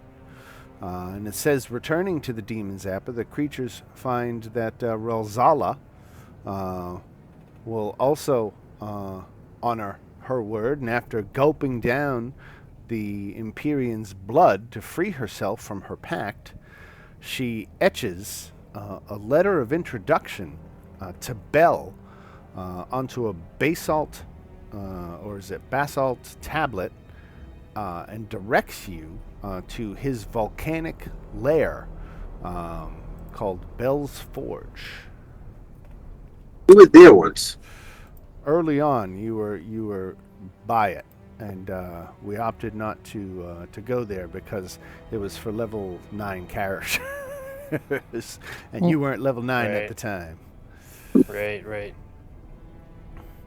But you have the all-important letter of introduction Without that letter, I mean, as silly as that maybe sounds to you, Bell would not have an audience with you without it. So, and Bell is the arch nemesis of Zariel. Bell used to rule this layer of hell until Zariel came along.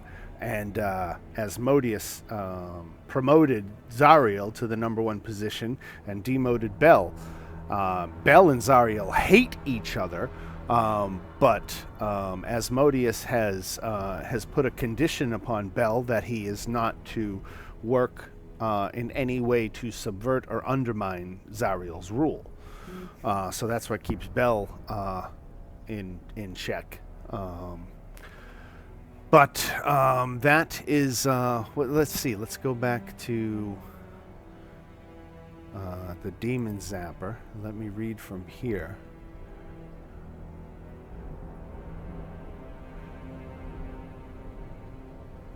Right, letter of introduction.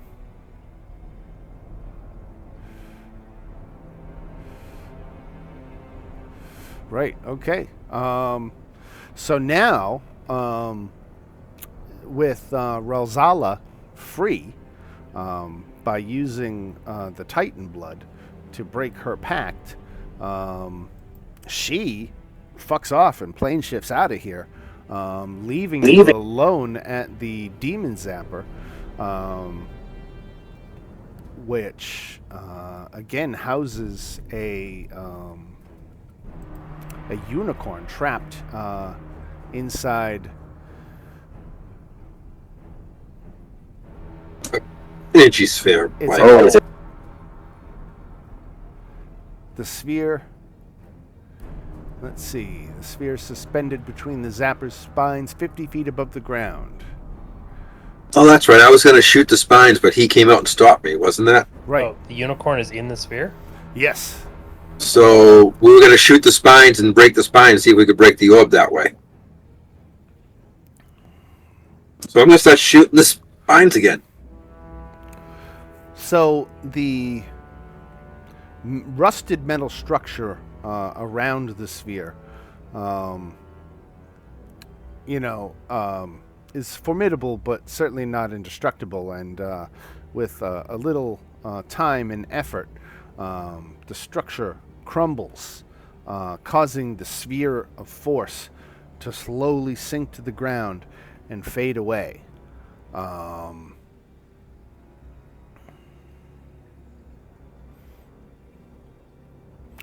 Okay, and so a disoriented and very weak unicorn now stands beside you. I go over, hit it, and start giving it some water. Would the demons say again? Would the demon zapper do anything to my shield with the devil in it? No, and it has been disabled now that the unicorn is free. Okay. Right.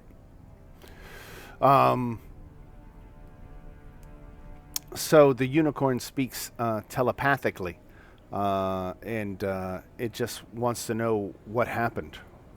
Where is it? I give it a quick rundown of what we just did and where it was.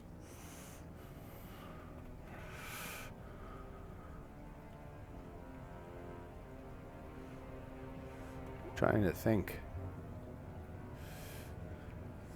This unicorn has no way out of hell. Hey, it's our new sloth. I offer if it would like to travel with us for its safety until it can find a way out of here. What is the current alignment makeup of the party? How many good versus how many evil? Chaotic neutral. Good. Chaotic neutral. I'm neutral also. Fancy's with evil. Lawful evil as well. So we So have what- one good, two One neutral, good. and two evil? I think three neutral. Yeah, the unicorns. It said it would accompany you if you were of mostly good alignment, but you don't seem to mostly be good. You're more a neutral group. They telepathically said, That- we're trying to fix that because some of our friends have been adversely affected by this place. You could also help us return more good. Make a persuasion check. Well, that's one of my weak ones. Guidance. Yep. Oh, there we go. Yes! I think it is 0. Yeah, This- no, that's she's what- good. Her name is Moon Color, by the way. Okay. Moon color. That's That's an awesome roll for that one, isn't it? Right? Perfect. Trust us. Hey, it was a shot in the no. dark, wasn't it? Right. For sure. What's your next idea? To cross the swamps of sadness? mm, Yeah, no. All right, so you've freed this unicorn, but she's going to look for her own way out of hell, and she thanks you for freeing her. She asks if any of you are injured. I don't think you are. Right. I don't No, think we've so. talked our way through everything. What So about Right. well, did we our ever get that bucket of long rest? puddle? I asked her if she can help the what's her name that's with us that we're trying to get the memory back. Lulu? I asked her if she can help Lulu, who is a good being. Right.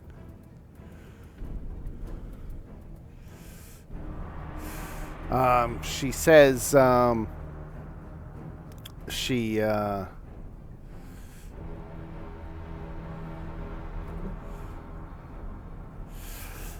has ability with disease and poison, but not with the types of ailment of memory that Lulu seems to be suffering.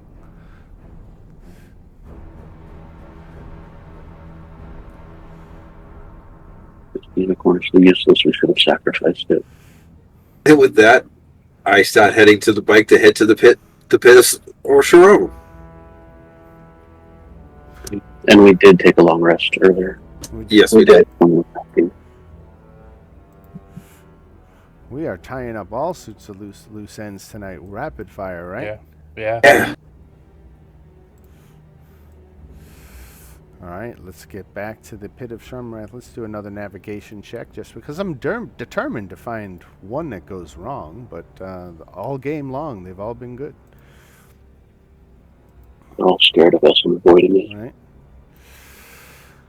All right, right-ho. So let's go back to the Mirror of Mephistar, because I believe that's where the stuff about the Pit of Shumrath is. I'm not sure, though. Let's see.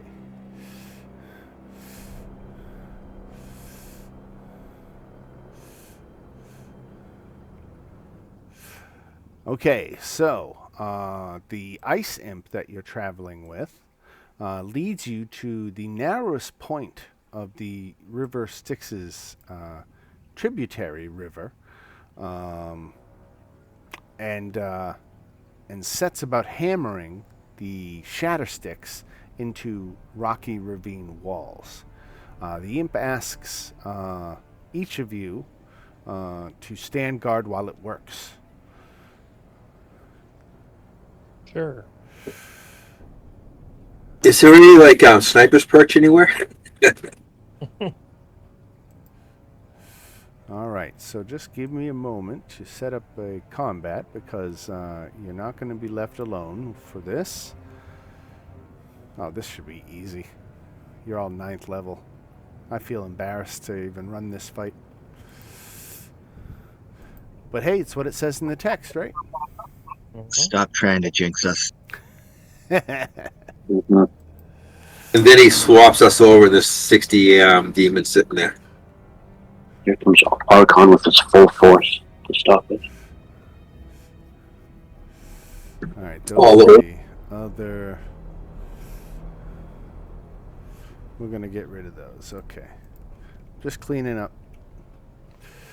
The random battle map had a lot of discarded things on it, and I'm just clean that up. Let's redrag our PCs onto the board. We got Muriel, we got Dagon, we got Marcus, Fancy the famous bard, Kyle, whose name I still don't know exactly how to pronounce, Salim. And then we've got a raven and an owl, right? Yes. We've got a Lulu. You're a raven.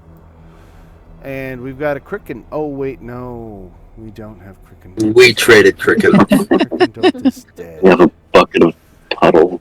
You killed Yeah. him. Can you put the bucket on the map? Hey, that could be a good weapon. That goo does stuff, doesn't it? No idea. I think that goo is dangerous, isn't it? Yeah, it is actually dangerous. Like, it powers, it's good for enhancing, the infernal engines. That's what I'm looking for. Right. That's the term. So he can guide us one more time when we dump him in the engine. Yeah. It's basically like, I guess, what is it, nitrous? Like, when you, Yeah. put it, when you're street racing, that's basically was my impression of it. Right. Right. Why don't we keep that in our biggest and baddest vehicle so we can send it off to the battle one day? What if we dip our weapons into it and attack with it? Would it Totally. provide damage? You can totally. Well, now you're dip- just getting gross. Right? If we do awful things in hell, does it count against us? Because we're in hell? When in Rome. When in Rome, right? That's it. Exactly. Is this Again, kind of like, well, he's you're a in hell, devil. so do what you need to. All right, so it says as the imp places the shatter sticks. So I guess let's do a little drawing here. We'll try to draw a crevice, right? You have a 20-foot radius, right? So we'll say that there's a crevice.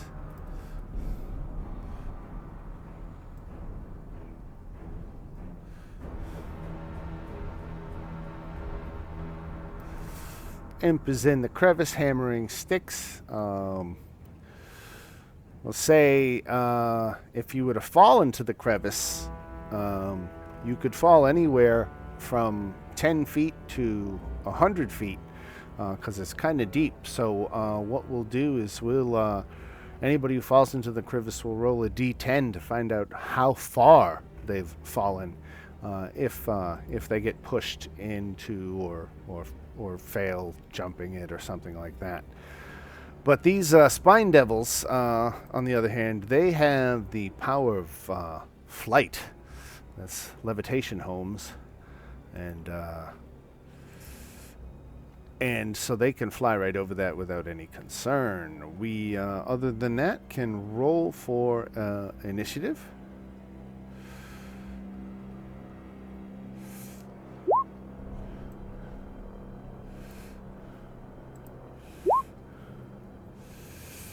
And then I got to roll for Lulu.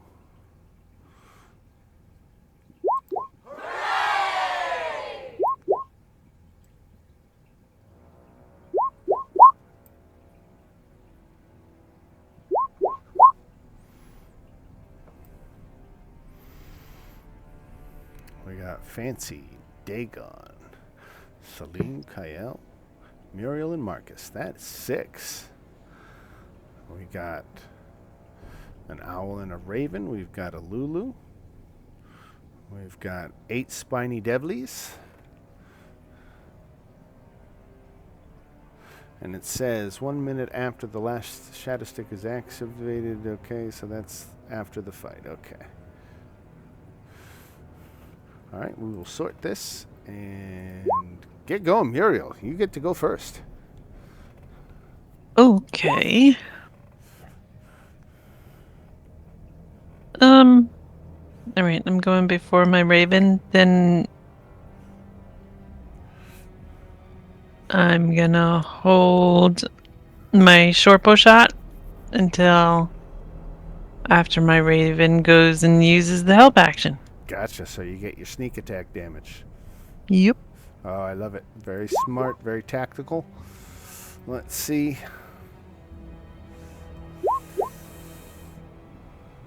He's got a fly speed of 40. 10, 15, 20, 25, 30, 35, 40. And just flies straight ahead. And does he have any kind of ranged weapon? He sure does. So, let's see. He's got, we'll say 5 right in front of him. We'll roll a d10 and divide it by 2. What did I get? Number 7. So 1, 2, 3, 4, 5, 6, 7. That goes against Lulu.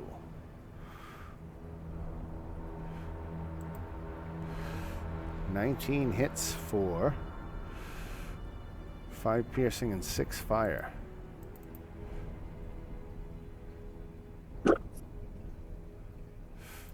$11 altogether on Lulu. Poor little Lulu. Alright. Then we've got an owl.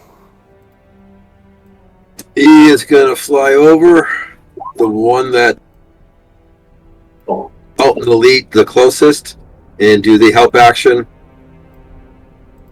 and end up by Kyle. Alright. We got another spine devil here.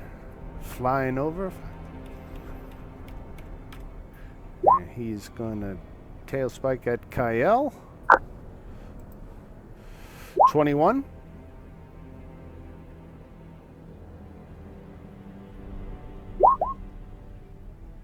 Shield. Okay. Ooh, and I almost missed this. It makes 2 attacks with its tail spines. I am at 23 right now.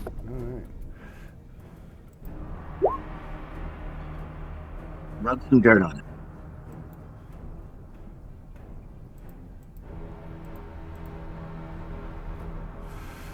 $17 misses Lulu. Wow, Lulu's got a good armor class. All right. And the Raven. Okay, so the Raven will head over to this guy, and then I'll shoot him. All right. Ooh. 13 and 15 is 28. Nice hit. Yep. This guy just crosses the little chasm there, and you plant a shot which takes him out, drives him back, and he falls down. Falls down 20 feet before his body gets wedged. This spine devil here, 10, 15, 20, 30, 35, 40.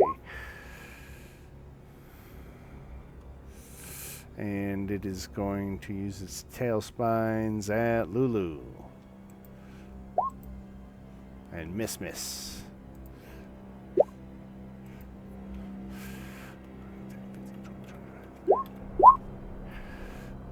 Tail spines at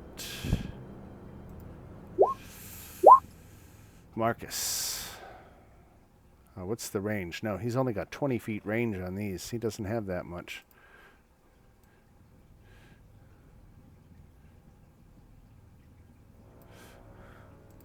So coming at Salim, unfortunately, just because you're in range, and looks like 2 misses.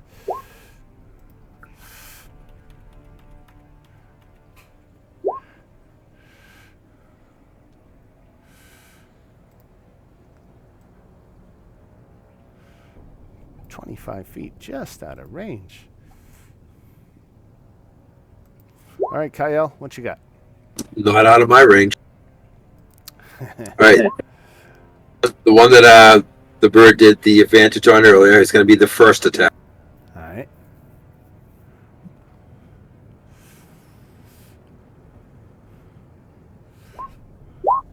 Ooh, Oh, yeah. Okay. I forgot to turn that, goddammit. And now his second attack, I will remember to turn sharpshooter on this time.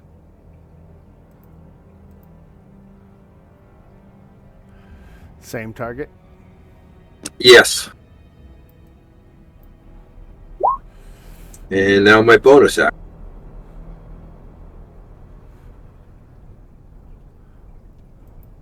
Well, 24 is enough to take him out. I'll move to the one at the front line there. just left of him? Yep. Okay. And Another hit him with that. 15. Yep. All right. Yeah, I knew this fight was going to be a nothing burger for you. Lulu gets in on the fun. She's going to try a tusk attack here. And doesn't do much. Salim. Okay. So not loving any of this. Let me just check something. All right. I'm gonna hit this silvery barbs, or I'm sorry, not silvery barbs. Dissonant whispers.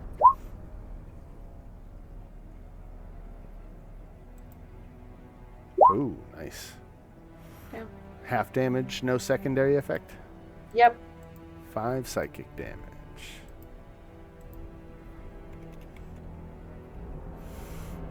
I'm gonna actually, I'm gonna shift over here, and that'll be it for me.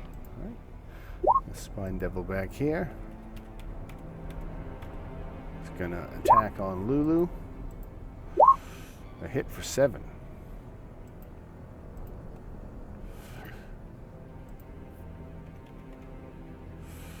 Dagon.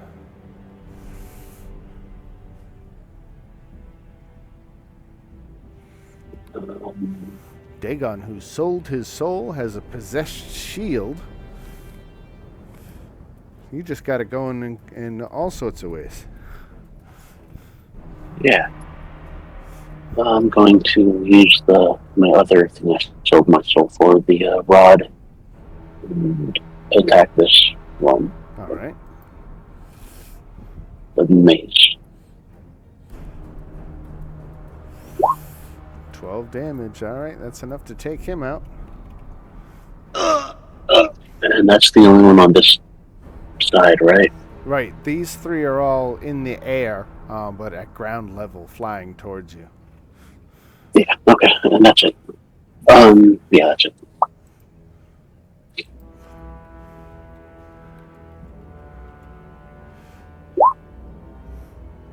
All right, Salim, 16 and 17. Yeah, both hit. 7 and 8, 15 points of damage. Hey. Fancy. Okay, I need a 20-foot circle.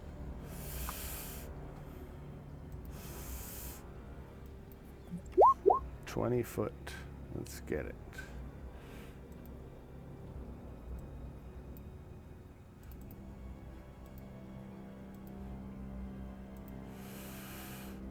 Yeah.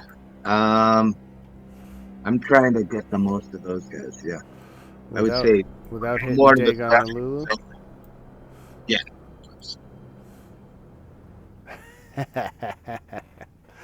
I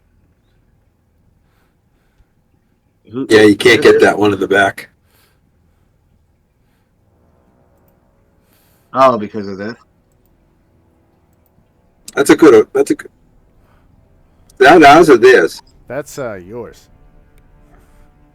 He's the one planting the shatter sticks.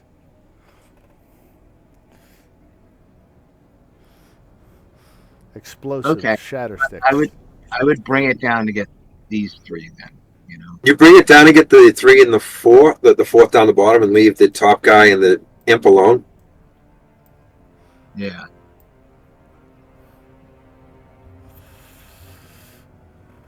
Yeah, I could take. We'll just take those guys out, or the best we can. All We're right. gonna see. Synaptic static. I like that one. Yeah, it just sounds like this ridiculous distortion, Right. and it just like blows up their brain. Nice. All right, intelligence saving throws, DC 17. All 3 failed. I'll take 27 psychic damage. That is correct. Nice.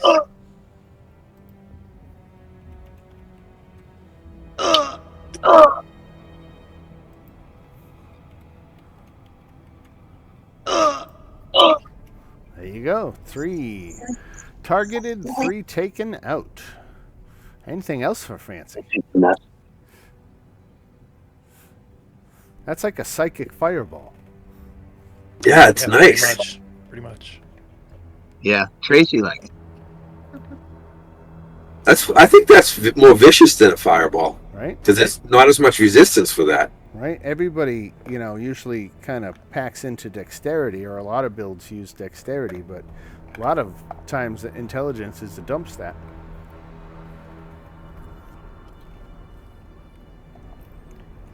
All right, so then we go to Marcus. Yep, a lot of stupid people around. Right? Low intelligence. Okay, I'm just gonna hit Salim with a cure wounds. And Give some of that back. Thank you. that's that. All right. And we are back at the top of the round with Muriel.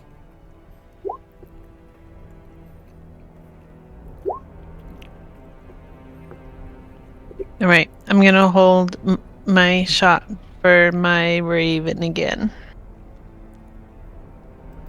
So let him go first. Okay. The owl?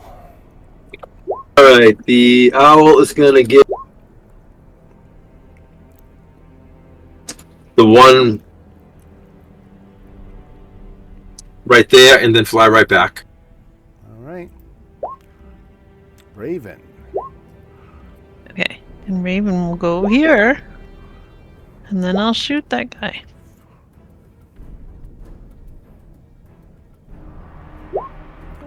Oh, what? Really? Wow. That's double ones. Wow. Yep. You only needed a 13 to hit, too.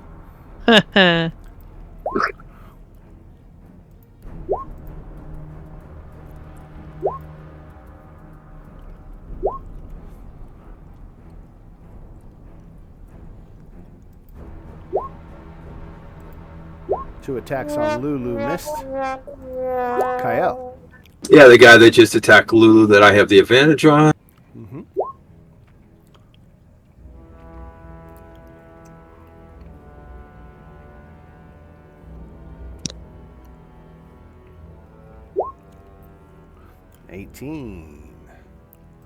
Next attack.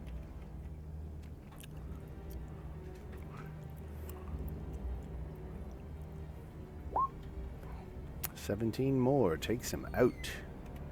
And I pivot over to the one that Marielle was shooting.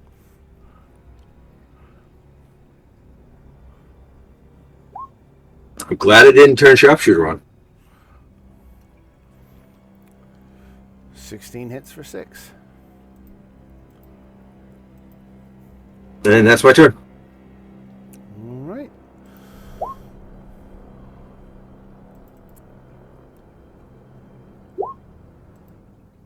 Lulu hits the last one for 6 points of damage. Nice. Then we go to Salim. Okay. Let me see. I want to use too high of a spell. I will, you know what, I'm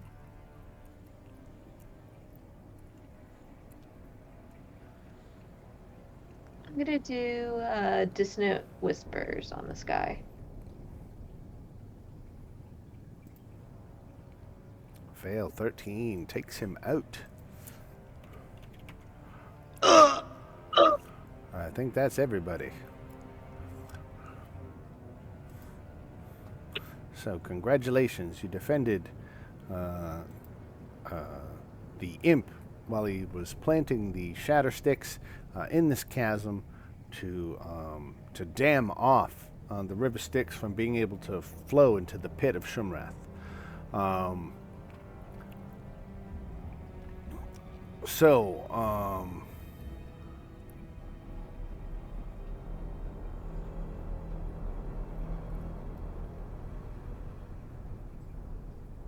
How do these things work? Are they explosive?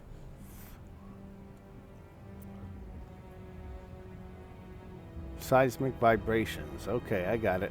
So, it says 1 minute after all the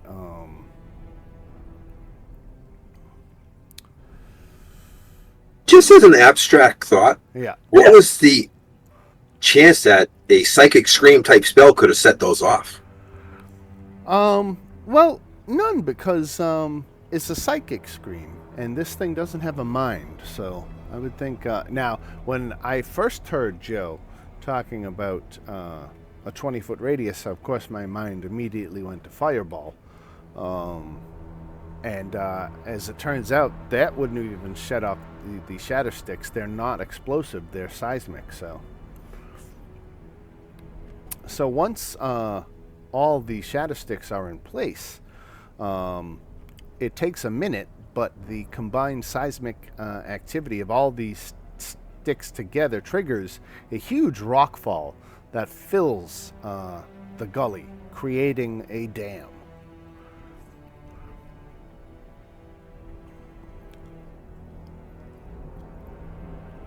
Right. Okay. And it says once you successfully dam the river Styx, you can return to the Mirror of Mephistar to claim recompense. And as we drive there, we should probably talk about what we're going to ask him. Right.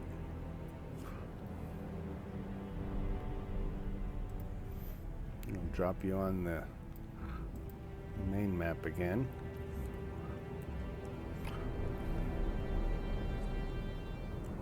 Do we want to go to Bella's Forge first? Or do you want to close out the mirror? I think closing out the mirror Yeah. sounds good. Yeah. It's pretty close, right? Yeah. It's a soul coin either way.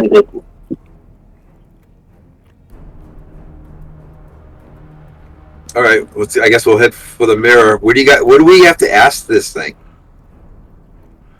Right. Each of you gets to ask for the revelation of a secret. Let me cough that up here. Let's see. We're supposed to ask about Grog, how to free Grog, aren't we? The ape. Oh, the Balgura guy? Balduro?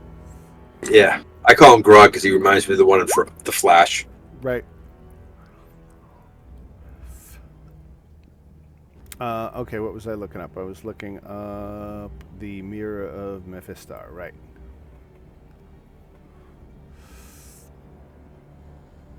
Is there anything we're trying to find out in order to like help us with our overall quest? Yeah, we have to find out how to free the ape guy was one thing. Didn't he say he was going to help us with that anyway? Because he told us to go ask Mephistopheles. So I thought he said he was going to help us with that anyway after we did our task. Yeah, it says if you dam the river, he's going to grant you, again, knowledge, secret desire, and a permanent +1 to each of yours, intelligence or wisdom. But didn't you also say that he was going to help us with? Yeah, he's going to give you the means to free Obelix from the obelisk standing stones. Yeah. Okay. And then, So I'm trying to figure out what we can ask him that's gonna help us. Can we find out if maybe we can like come back when we think of something that we want to know about? sure. Like, yeah, do we have to ask now? No, right. No, you can totally. It has to be something within Mephistopheles' purview, so Yeah. he might not know the answer either, but depending on the question, he does have... he certainly knows a lot of your secrets now because you felt him probing around in your mind while you were stunned. Mhm. Doesn't have mine. Nope.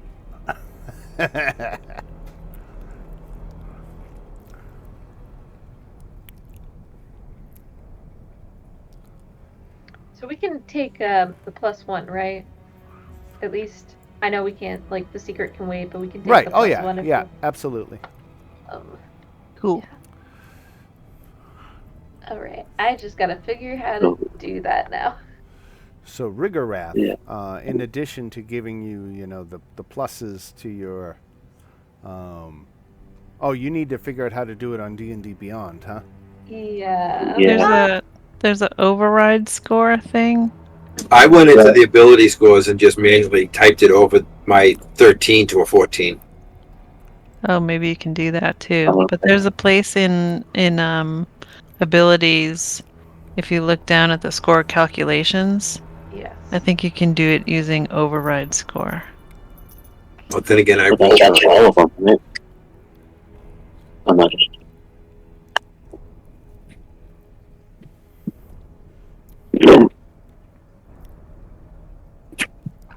Yeah, that worked. I did override. Yeah. So should I go to 0 on intelligence or 4 plus 4 on wisdom? Ooh, Wisdom 4 on affects wisdom your- is always It's always good. Yeah, +4 wisdom affects your spell save, doesn't it? Or is that charisma? Charisma. Versus +7. But I have a -1 on intelligence. That helps against charm. Yeah.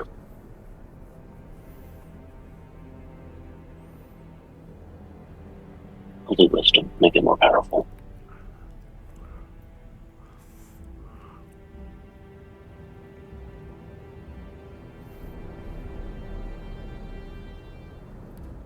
What?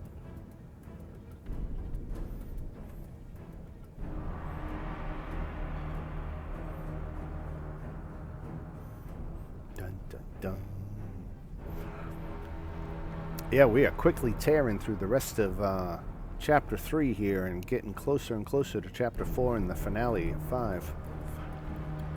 At this point, the only thing because we finish here in the mirror until we figure out questions when we come back, right?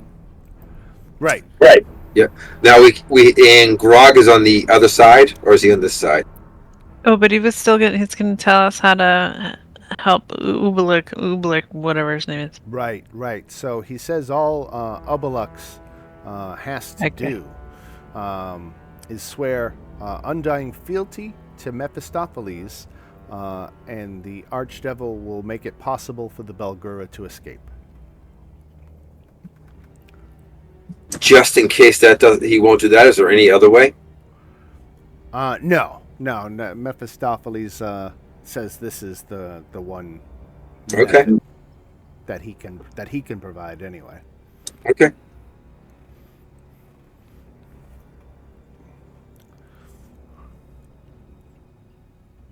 All right, you guys want to hit Bell's Forge thing because that's next on this side, and then the obelisk is on the other side. Yeah. Yeah. Right? Yep. To Bell's Forge. Bell's Forge. All right. Sweep around down that bend in the sticks. Let's do a little navigational check. We're still good. All right. Let's get to Bell's Forge.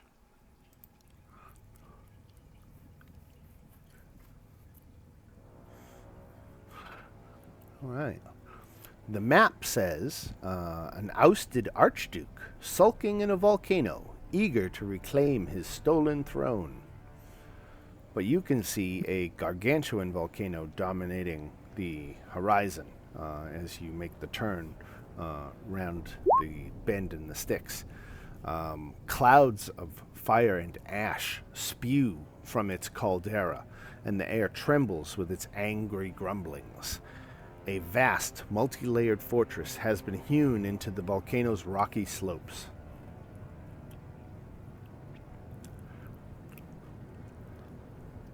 Bell, one of the Nine Hells' greatest military minds, dwells in this iron keep. From his bastion, Zariel's second-in-command and the former Lord of Avernus oversees the forges that furnish weapons and armor for the Blood War. An army of devils guards Bell's fortress.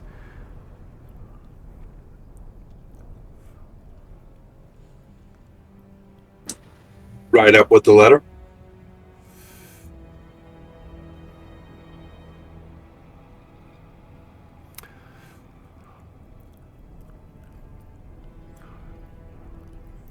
An army. I said that already. An army of devils guards Bell's fortress.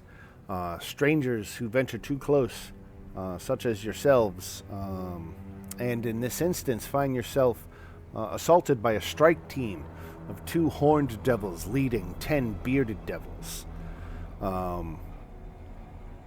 You can see them rapidly and aggressively approaching you.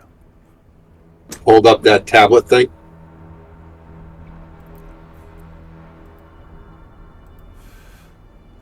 Two of those guys. And of course, these guys you've seen before.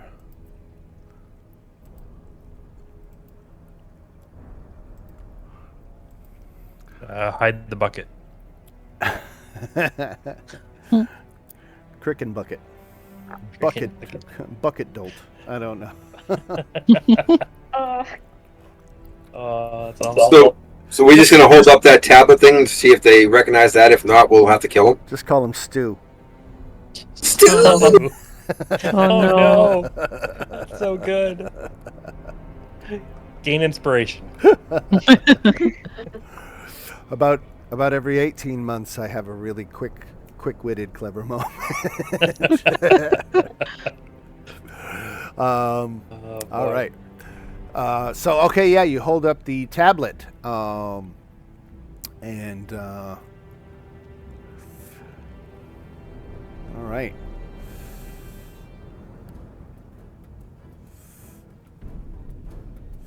I read all this afternoon. I'm just rereading it again to make sure I've got it all. I didn't know if we were getting ahead of you. We're going through it so fast. No, I read. With preparation, I never completely. But I read the what I feel is likely we'll run into kind of stuff. And so far, we're hitting it all out of the park. It's stuff I all read, and I did read this. So Bell's Forge, the forces lead you inside, and Bell's Forge is unbearably hot, with an ambient temperature of about 150 degrees Fahrenheit. The extreme heat is going to have detrimental effects on creatures not acclimated to such environments. At the end of each hour, you have to do a Constitution saving throw or gain a level of exhaustion. But we'll see if we can't keep you here less than an hour, maybe. So you've gained your audience with Bell by means of this letter of introduction.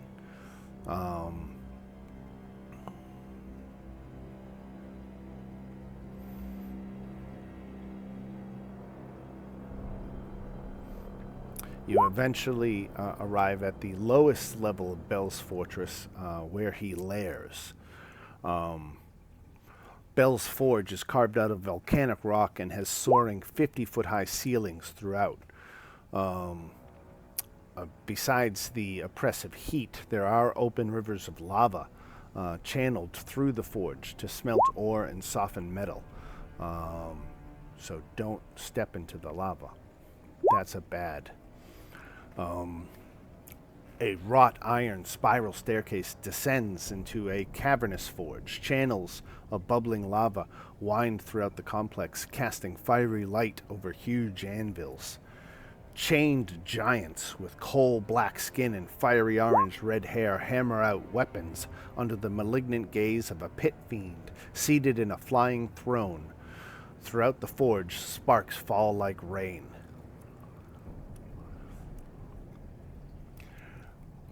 Bell oversees the manufacture of weapons and armor for the Blood War. Though Asmodeus has instructed Zariel to accept Bell as her advisor, Bell and Zariel loathe each other and invent distractions to keep them apart.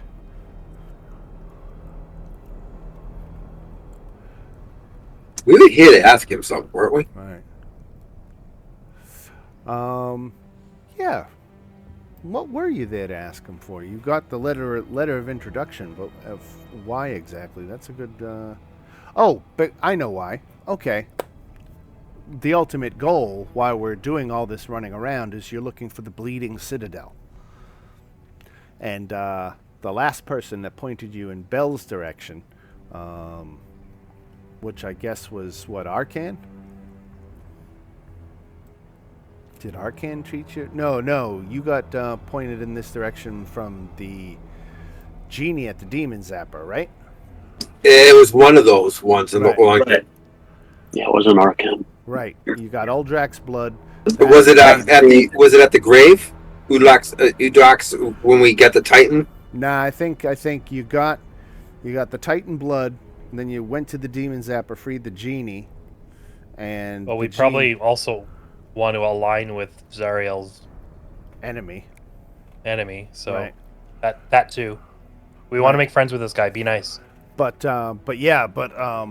ultimately, Lulu is looking for the Bleeding Citadel, and that is where she believes Zariel's sword is now entombed.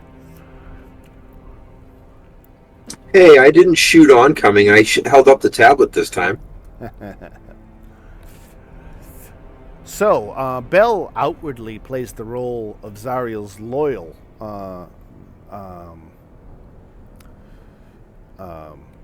vassal.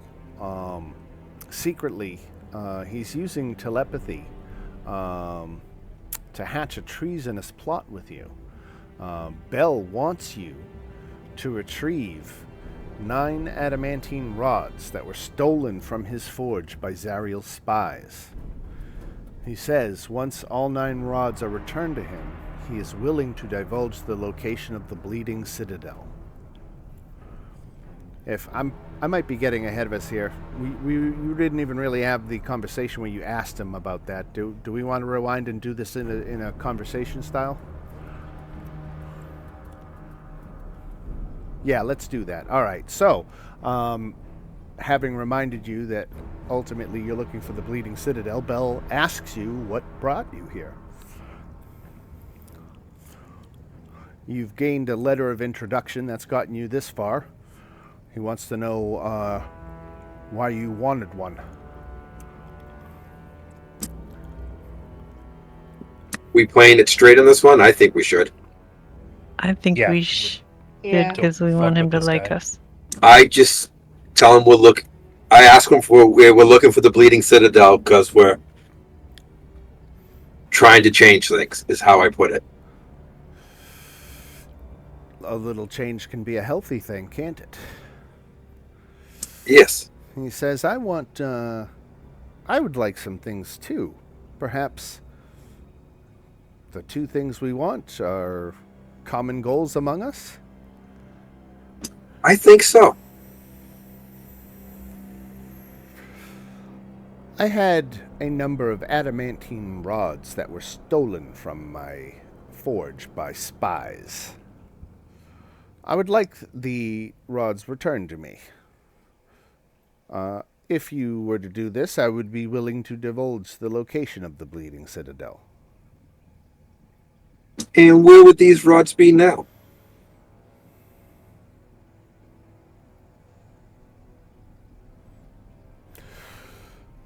I don't know, but I can direct you to a Cibriex that was recently captured by my forces. What? Cibriexes are hoarders of forbidden lore, and this particular one has been a good source of information for me. It might know where Zariel's spies hid the adamantine rods. Okay. Anyone else got anything? He says to help you reach the Cibriex, he can provide you with a barge to cross the River Styx. Even Cool. better. All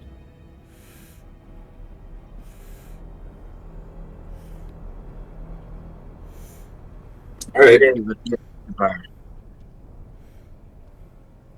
We got to cross over again, so we got to do the obelisk too. Yeah.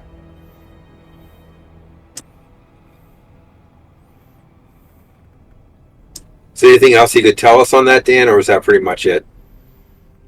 He wants the rods. Sibriex might know where they are. Okay. He's giving you a barge. Well- I think those are all the major points here with Bell. Yeah. Okay. I think we're going to go punch out the obelisk. Yep. All right, That use works. the barge to cross the river. Where are you going to leave the barge as you go? Why is if we went the other place, would we be staying with the barge? Yeah, because let me show it to you on your map because Bell can certainly tell you where it is on the map. So if you look right here. Okay. Right, that's the Sibriex. Well, we can go to Sibrax, hit that, and have the barge at Sibrax, and then go to the obelisk. Yeah. Yep. Sure. That'll Sounds work. like the good way to do it. All right. Yeah. Yep.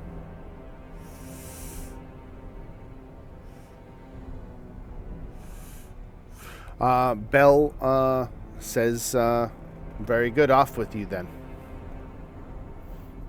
Oh, okay. We're still there. Oh, right. Oh, right. Right, okay. I'm just realizing. Right. Let's put you down here by the Sibriex. And let's, I guess, navigate it, even though you were kind of just following the river. But the river changes course just like the land will change. So I guess it's all fair game. Let's see. Still, your imp, after planting the sticks, flew off. So your imp is no longer with you. What? So let me see. Charting a course. This would be your first time charting a course without the aid of a native guide.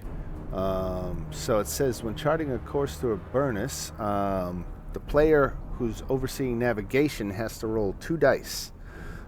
If the characters are traveling to an unvisited destination marked on their map, we have to roll 2d4. Is this like water vehicle type thing? It didn't trip off anyway, so you were You able to okay? get to the Sibriex. All right. Oh, yeah, that's about as far apart as you can get on 2D4. Right? Sibriex. Ooh, that's a beautiful picture.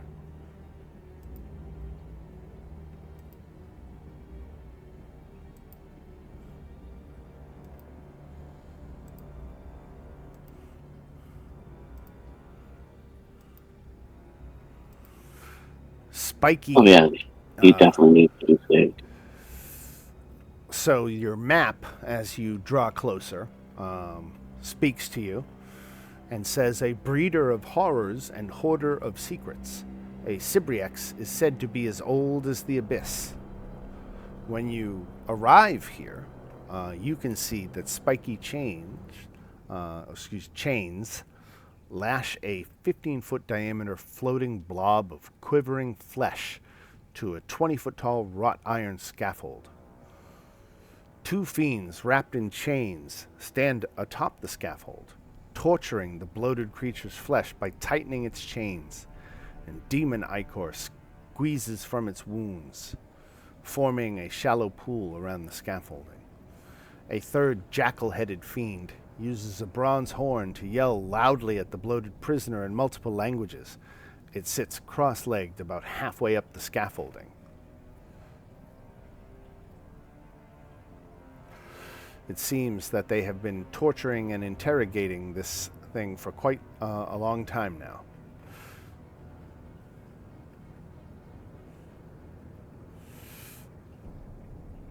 And this is this guy that's helping us get our things, people, torturing this thing? Right.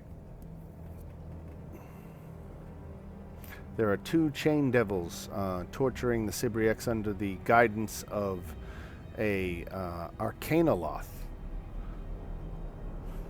which those of you from Curse of Strahd might remember this one.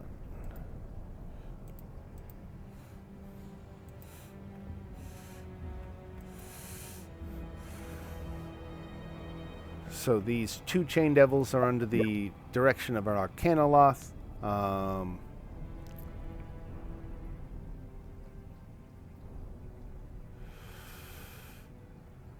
So, quick plan.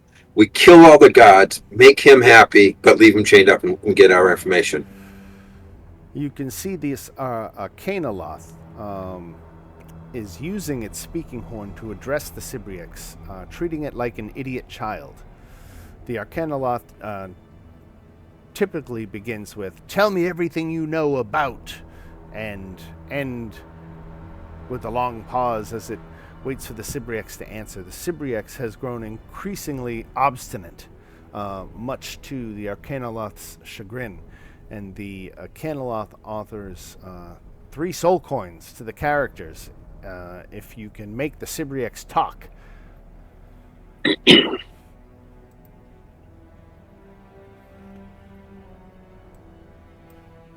it talk.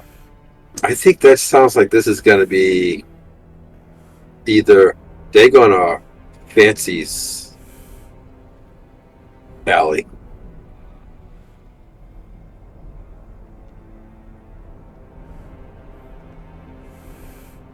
Pure guess. Is the Canaloth what gender does I believe they are gender neutral.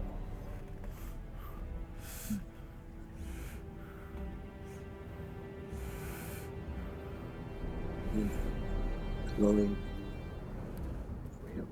If you're talking, Joe, we're barely getting you. This seems to be something wrong with the mic, maybe. Can you hear me now? Barely. Okay, anyway. Got a little better. All right. So Bell sent you here to do what? Get information. Get information for the adamantium rods where they're Right. That's what you need to find from the Sibriex, is where the adamantine rods that were stolen from Bell are. Yes.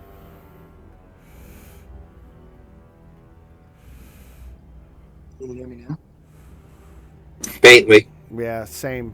It doesn't seem any better or worse, really. Do you have a volume actually on your mic that you could be hitting? It sounds muffled, like. Yeah, I'm just using the mic from my computer. Maybe something's over it. That was a little better. All right, so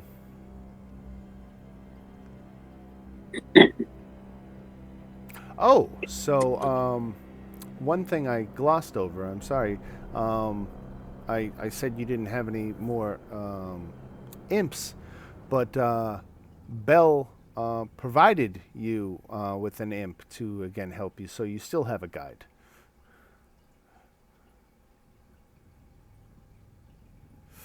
Seems like everybody's got a free guide imp. We're imping on one. Imps are so cheap; they're a dime a dozen.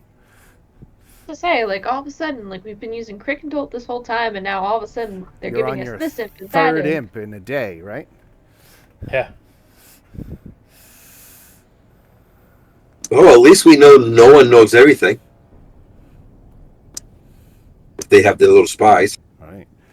All right. How do we want to deal with this thing? So the imp. Oh wow, I missed a whole section here about the river travel, and about the barge.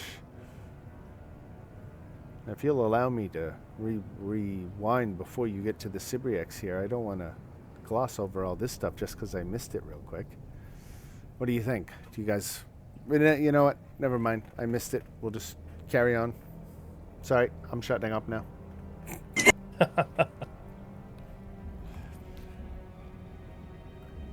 So we have to talk to this thing? Right. And we don't know how to do that. I was going to let one of the people that have a better persuasion do it. So, okay. We have to get it to talk?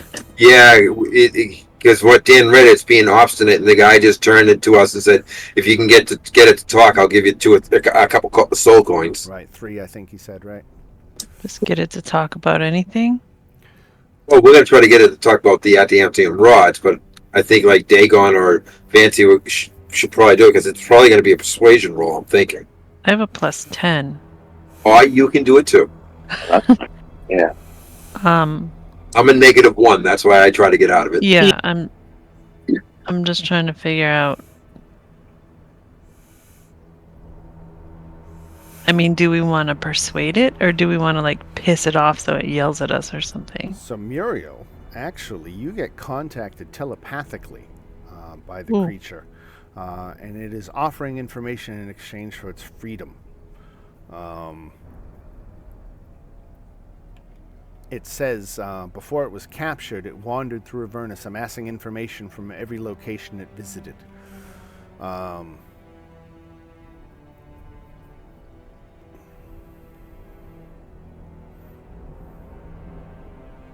And it does know, if you want to tell it what you're looking for, you can ask it if it knows where the rods are located. Can I communicate back to it telepathically? You can. Or You can.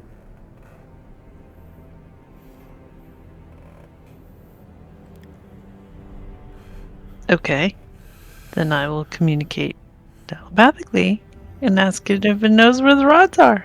So it Tell it. says it does. And you can make an insight check to detect the sincerity of the Cibriex's offer. Oh, that I'm not so good at.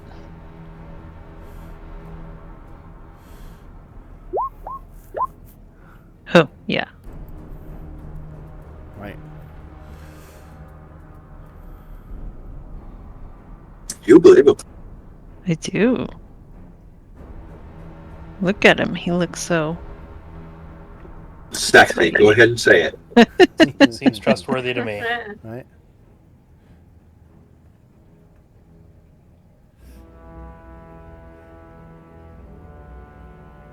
So he wants to be freed?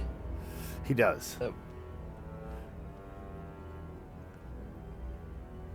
The hell even is it? Well, let's see if I can answer that question. A Cibriex is a demon, first of all, so it's not a devil. It is a challenge rating 18 creature. To let you know meta, what you are looking at. Challenge rating 18? Yeah. Ooh. Yeah, it looks like this isn't a minor demon by any stretch. So if we free him, Bella's going to be pissed.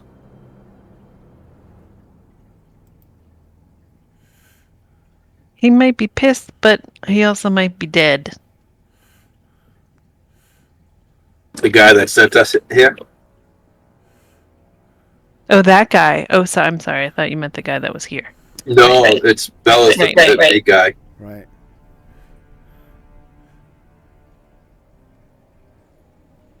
I mean, we can kill him too if we have to.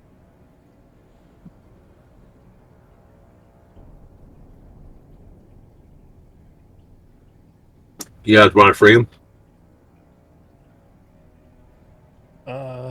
Not really. But that's just my character. Can I ask him, if we free you, what are you going to do? This is telepathic.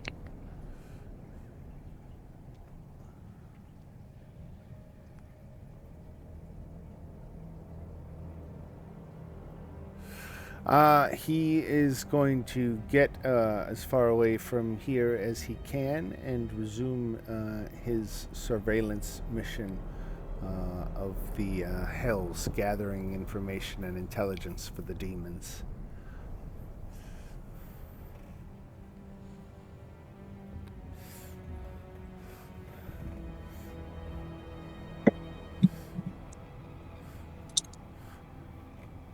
For the blood war, if that's not clear.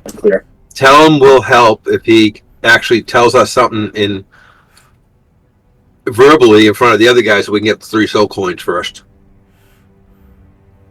Yes, I'll just tell him that it's very expensive to travel around here. And we keep having to go back and forth and back and forth. And so if you could just, like, say something to make this guy happy so we can get some money, and then we'll free you.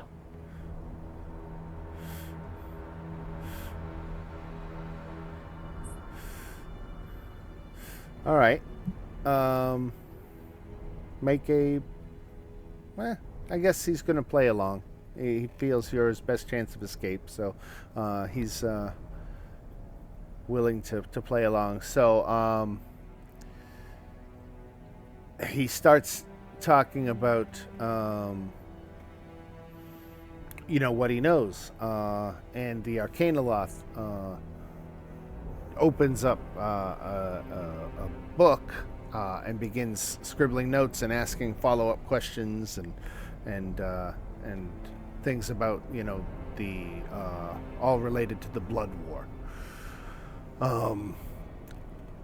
And the Arcanoloth is busy scribbling in his book, and he's not even looking at you.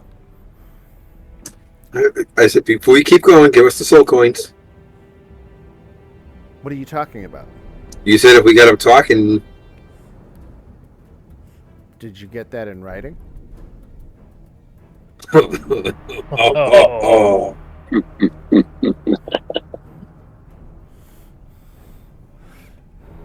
I guess he's going to have an arrow to the forehead. There is, again, 2 chain devils and our Arcanoloth here. And I am more than happy to run that fight for you. Over the insult of not giving you 3 soul coins. But with 7 minutes left in the game, that's not a fight I want to start right now. It's a good way to start the next session, though. Right? It'll Yep. be a nice kickoff with a nice battle. I will have time to figure out whether the Sibriex is going to be able to participate in any way in this battle. It is being restrained by what it says is it's being restrained by infernal chains from Bell's Forge that also prevent it from using its spells or actions to escape.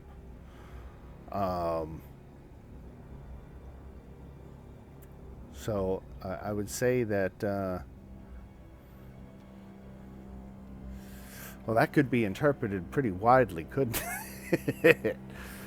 When I look at a Sibriex, I mean, he's got legendary actions, he's got all sorts of actions.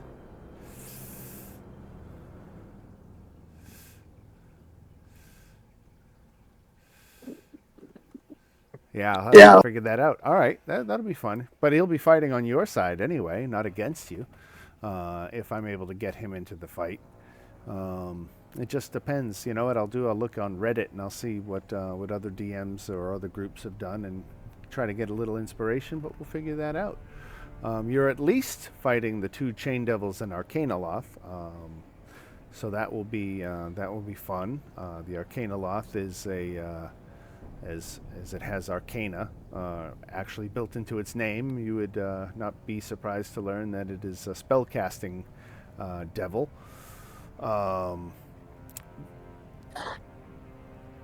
Akin to an archwizard.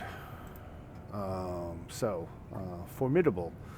Challenge rating 12 creature. That was the one from. That I only barely heard you, Joe, but it sounded like you said that was the one from, and I would think that you were going to say Cursor Strahd, and you would be correct. That was the guardian in that in the Amber Temple. There was that giant statue that had the hooded face that you couldn't see because it was totally dark inside the face. But there was an Arcanoloth there who ambushed players who were coming to the Amber Temple. I think you probably would have been about level 9 to fight him at that point too. So it should be pretty comparable memory. But of course, that was a solo fight with the Arcanoloth there, and here he's got a couple of buddies. So that will be fun. All right. Well, thank you all for coming tonight, and I hope it was fun. We really seemed like we kind of wrapped up a lot of things, a lot of loose ends that were tonight, and we're rapidly approaching the end of Chapter 3, which Chapter 3 is just simply titled Avernus, and Chapter 4 is all about the Sword of Zariel and the Bleeding Citadel. So we'll be moving to that chapter pretty soon here. As far as your progress on the Path of Demons and Path of Devils goes, you only have one more stop on the Path of Devils, and there are, looks like, 3 more on the Path of Demons. So we could it's fun as we kind of get down toward the end. There's less and less for me to prepare for because we've done more and more of it, so there's less left for me to remember. But I will say, after a couple of weeks, I was really glad for the recordings here because I had to remember a couple of things, and I ended up watching like 3 sessions back worth of videos to make sure I was hitting all the. So I'm like, I have Mirror of Mephistar is like available on the map, but I don't think they went there. I think I just marked where it was, and I couldn't remember if you went there or not, or that, you know, what you did at the Pit of Shumrath before. But anyway, I'm babbling. Yeah, it was hard to remember everything. Right, for sure. right. All right, folks. Well, I will stop babbling and let you all go about your nights. Thank you very much. And just a note to my Wednesday Baldur's Gate players: it's looking like work is going to interfere with my ability to play tomorrow night. And unfortunately, I'd say, well, let's just do it Thursday night instead, but I'm going to be working late Thursday night too. So we might have our session next time, if we don't find anything else, might be Sunday at noon again, if the 3 of you are up for it. But I'll talk about that in the BG3 chat once we get there. Cool. But all right. Well, again, thanks everybody. We will see you in the chat and talk to you all again next week. See ya. Have a good one, Alrighty. everyone. Later. Everybody, session.